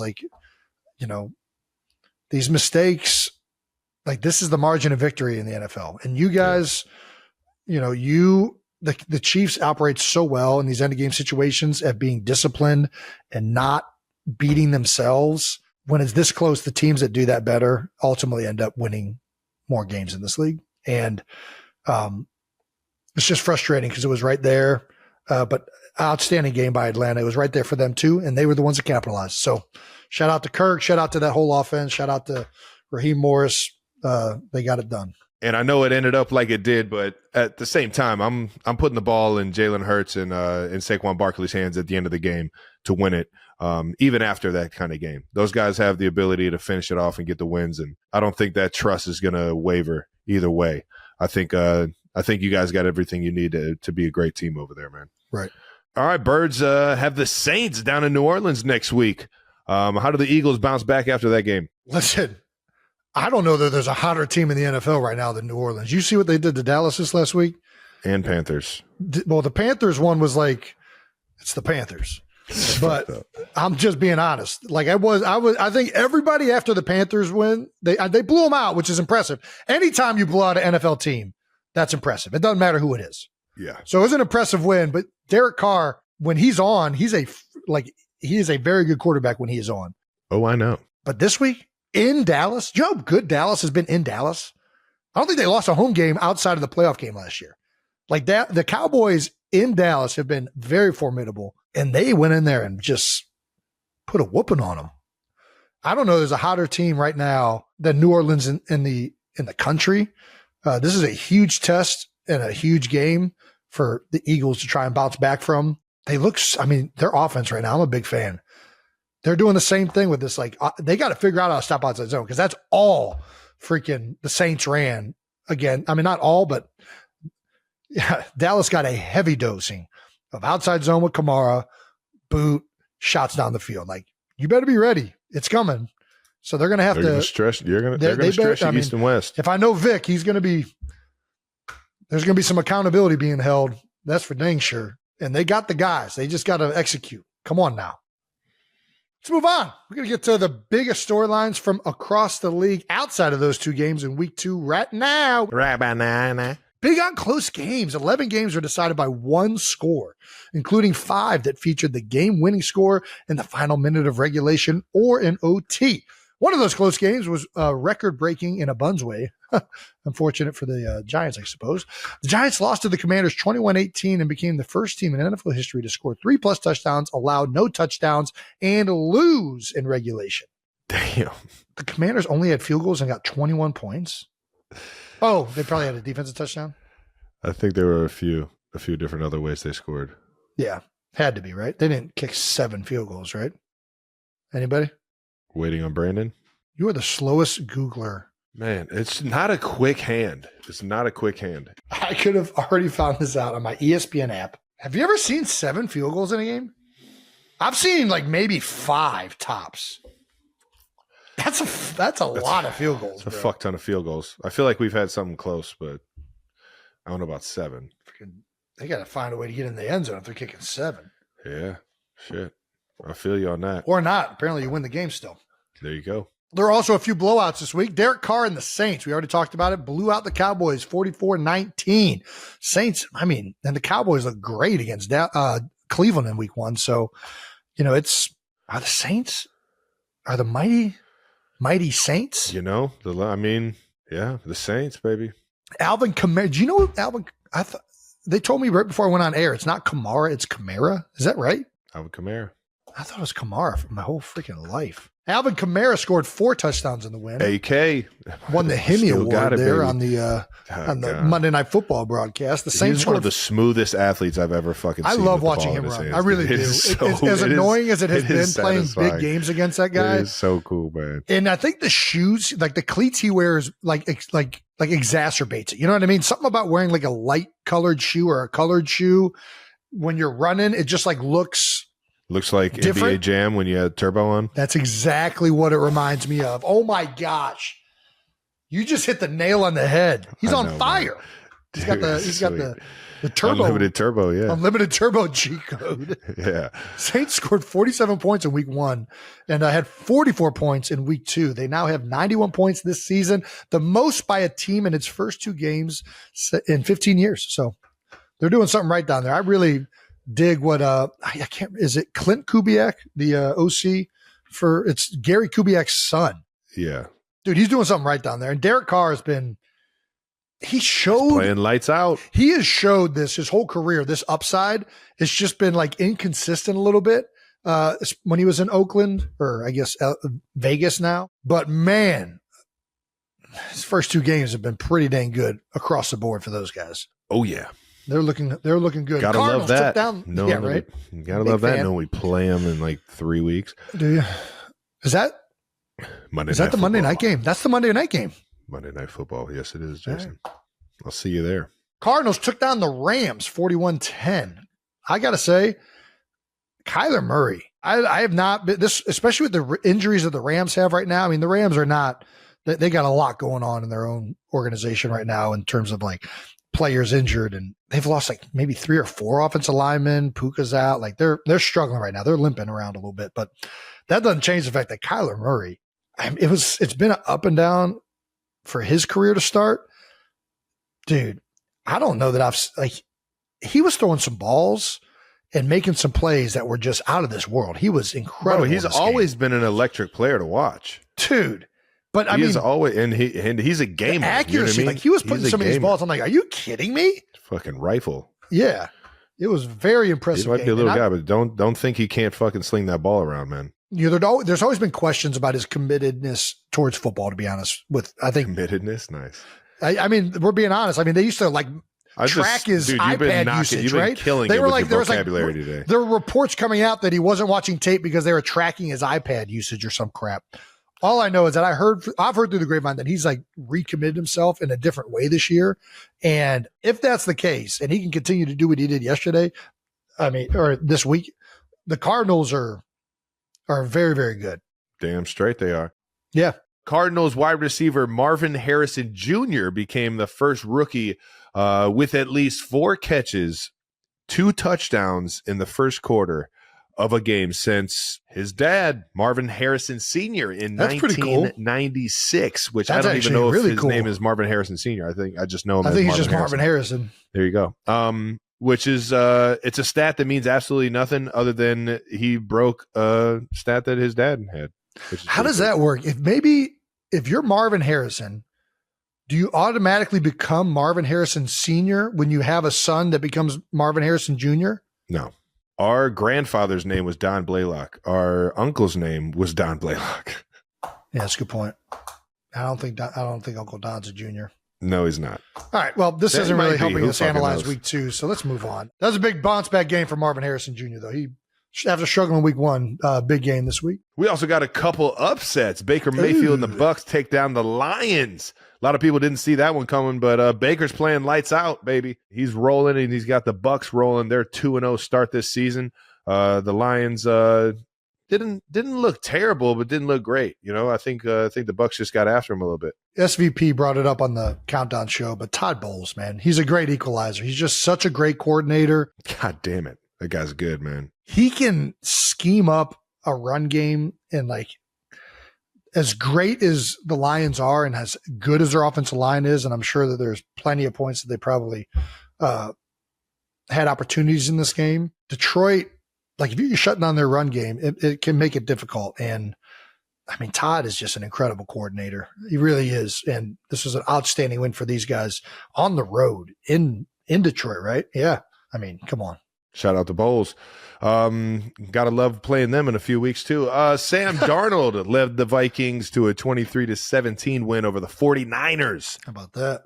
Probably the one game this weekend that I definitely didn't see coming. I thought Sam Darnold has always been a really good quarterback. You know, I think he kind of had some blows over there in Carolina his rookie year or his first couple years in the league. But I always thought he was a gamer, and he had the arm talent, and he was smart enough, and he had like the swagger and the ability to be a great quarterback. And sure enough, he's showing it this year with the Vikings, man. Yeah, absolutely. Big time win. There's not a lot of good quarterbacks that play well in the Panthers organization right now. So I don't know that we can hold that against them, but well, Andy Dalton's next. Oh, there we go. The ginger. The play of the game, though, as you watch this clip right here on Justin Jefferson's 97-yard touchdown, the ref is flying. Absolutely flying, trying to stay out of the fucking way. Yeah, not the 97-yard reception. Let's check out this guy. Look at him. Oh God! This is when he cut it back. The ref knew he was in trouble. Ooh, nice hip, nice way to open up the hips, going full speed. That's pretty good. You can tell that's a former athlete right there. Yeah, he might not be former. No, that's still an athlete. That's a current athlete. Yeah, check him out. Look at the arms. Look at him. Get it going. Great get it going. Form. Stay out of the way. He had his core. You could tell he's got a good core. Yeah, you know when you see somebody and it's just very like stable. Yep, right it looks here, like they're floating almost. It's just arms and legs. That core is staying rigid. He had good rigidity. Shout out to the ref. You don't always see them showcasing their athleticism like that. What else we got? And the ref's name was Tyree Walton, former Division II running back at Adams State. Adams State. There you go. Second year as an NFL official. There you go. Well, he's showing real good promise. Yeah. All right, taking officiating to new heights. Shout out there. The biggest surprise in week 2. Where are we going with? I'm going to say Darnold. Man. I do. I think it's the Vikings over the 49ers, right? Yeah, it's got to be. It has to be. It has to be. Shout out to everybody else. I mean, the Saints blowout was a big one too. Cardinals, that's not that surprising. Raiders beating the Ravens, another big one. That was surprising. God damn, Max Crosby, man. Fuck, that guy's getting better. Just when you think he's fucking one of the... He's topped out. Just when you think he's topped out. You know who's looking... Dude, Aiden Hutchinson is wreaking havoc right now. Really happy I don't have to play against that guy anymore. Yeah, ditto. All right. Petty game ball. In more news around the league, Steelers QB Justin Fields introduced the world to the petty game ball during the postseason. During the post-game press conference. Fields was quoted, "I think we all know Russ kind of got done dirty last year. It was awesome getting that win for him. He got a petty game ball, so it was great getting a dub for Russ." There you go. I didn't know they. I've never heard of that term, but I love it. I'm not going to lie. I think a game ball is a game ball, whether it's petty or not. Sometimes you just get motivated to win a game for a guy playing his ex team. There you go. Coach Tomlin declined to share more when asked about petty game balls. I can't give you all the ingredients to the hot dog. You might not like it. So now I'm even more interested. Like, what the hell are we talking? I thought it was just a game ball. There's more to it than just even the petty game ball. And what all are you putting on the hot dog, Coach? Yeah. You're a relish guy? There's not a lot of ingredients in a hot dog. Yeah, hot dogs are pretty. Actually, you ever seen how hot dogs are made? There's a lot of stuff that goes into them. But once the hot dog is solidified, God, I don't want to talk about it. It's like ketchup and mustard and relish. So there's only so many sandwich options. Nice. Let's move on to the keep going. Puke balls. We went from petty game balls to puke balls. Packers center Josh Myers redefines the chunk play. Jesus. Prior to the snap on 3rd and 10, you can see, here's a clip if you want to watch it, of Packers center Josh Myers projectile vomiting on the football before he snaps it. No false start. For the life of me, I have no idea why you would not move your head just to the left. Just like he tried to go a little bit left. He did. How funny is it? It timed up just as right as he was in his cadence. Yeah, that's fucked up, man. God damn it.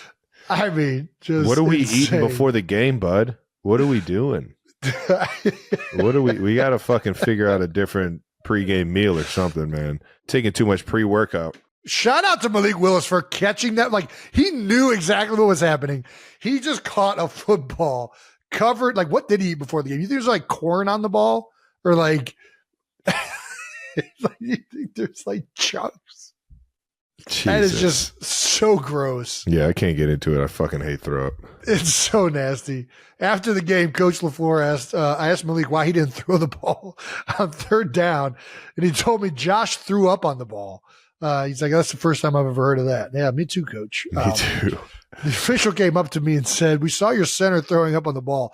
Do you want us to take him out next time? And I said, absolutely. Please do that because you're talking about a critical situation. I've seen a lot of throwing up on the football field before, never on the actual fucking football. This is a first and hopefully a last. Yeah. Jason, were you able to snap a vomit ball without issues? I have never snapped a vomit ball and don't ever plan on doing so. So, yeah, I got nothing for you. Yeah. Us Kelce's Can't not offer a hold our perspective liquor. on that. Moving on to some no dumb questions. Wrap up the show this week with no dumb questions because there's no such thing as dumb questions. 92%ers, just dumb people. And no dumb questions is brought to you by our friends at NFL Sunday Ticket on YouTube TV, my favorite way to watch the NFL on Sundays. NFL Sunday Ticket bundled with YouTube TV gives you the most live NFL content all in one place. Terms and embargoes apply. Going on to from X, it looks like Amelie, I have no knowledge about football, but what would be a good sentence to drop during a game so my family thinks I know what I'm talking about? Ooh, I kind of like this. Somebody who doesn't know football, what could they be watching and say something and people kind of be like, oh, he kind of knows what he's talking about. Good catch. When you see them pass that yellow line, yell, oh yeah, first down. First down, yeah. Oh, if the team with the ball starts getting towards the end zone they're trying to get to, when they're inside the 20, say, oh, they're in the red zone. Red zone's a big word. Big red zone offense is a big deal.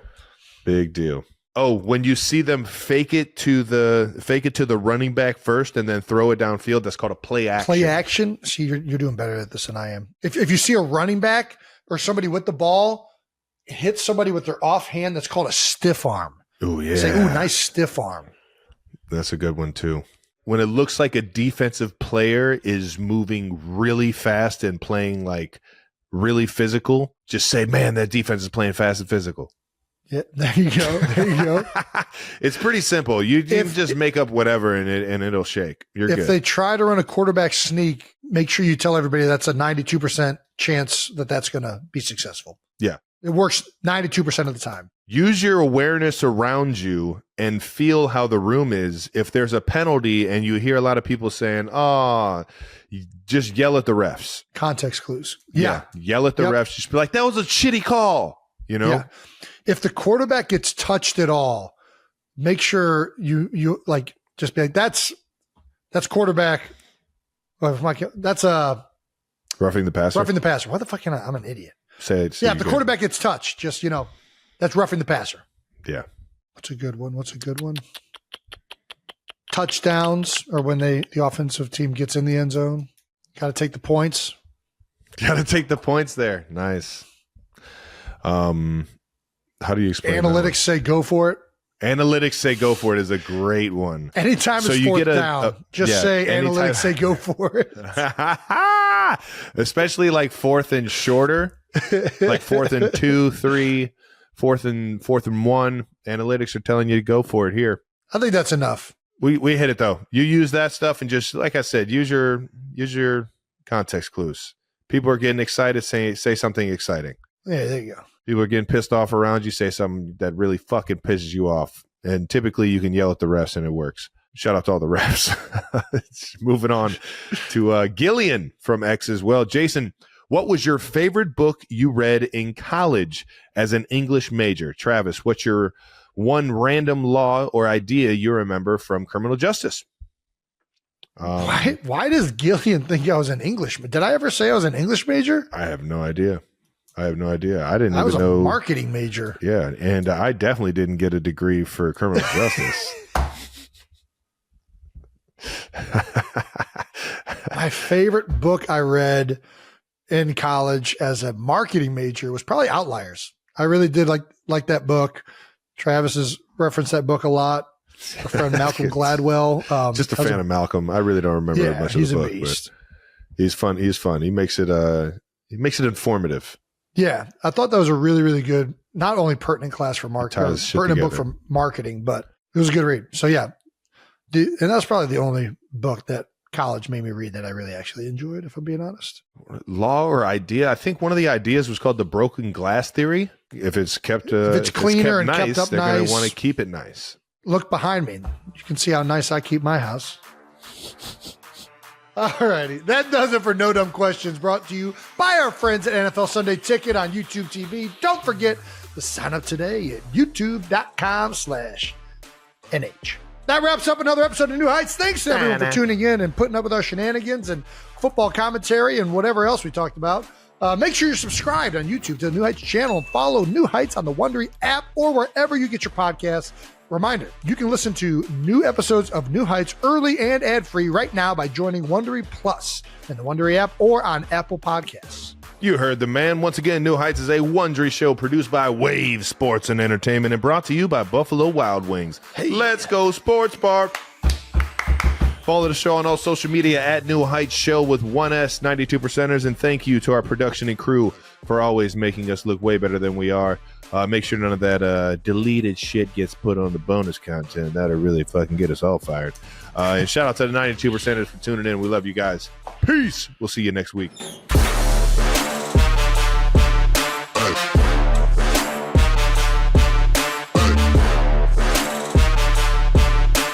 Oh, what's that? You don't like it? Tough shit, Wondery. Greg okayed it. Talk to Greg. Don't bring these problems to me. Sounds like a you and Greg issue. Why didn't they just cover up the garage beer sign? Greg okayed it, guys. Greg said it was only flickering. He said, and I quote, "My beard looked crisp." So what do you expect a guy to do? My guy Greg tells me my beard looks crisp. I'm not changing a thing. You give somebody a compliment like that, I'm fucking sending it. I'm like, oh, fucking press record and let's roll, baby.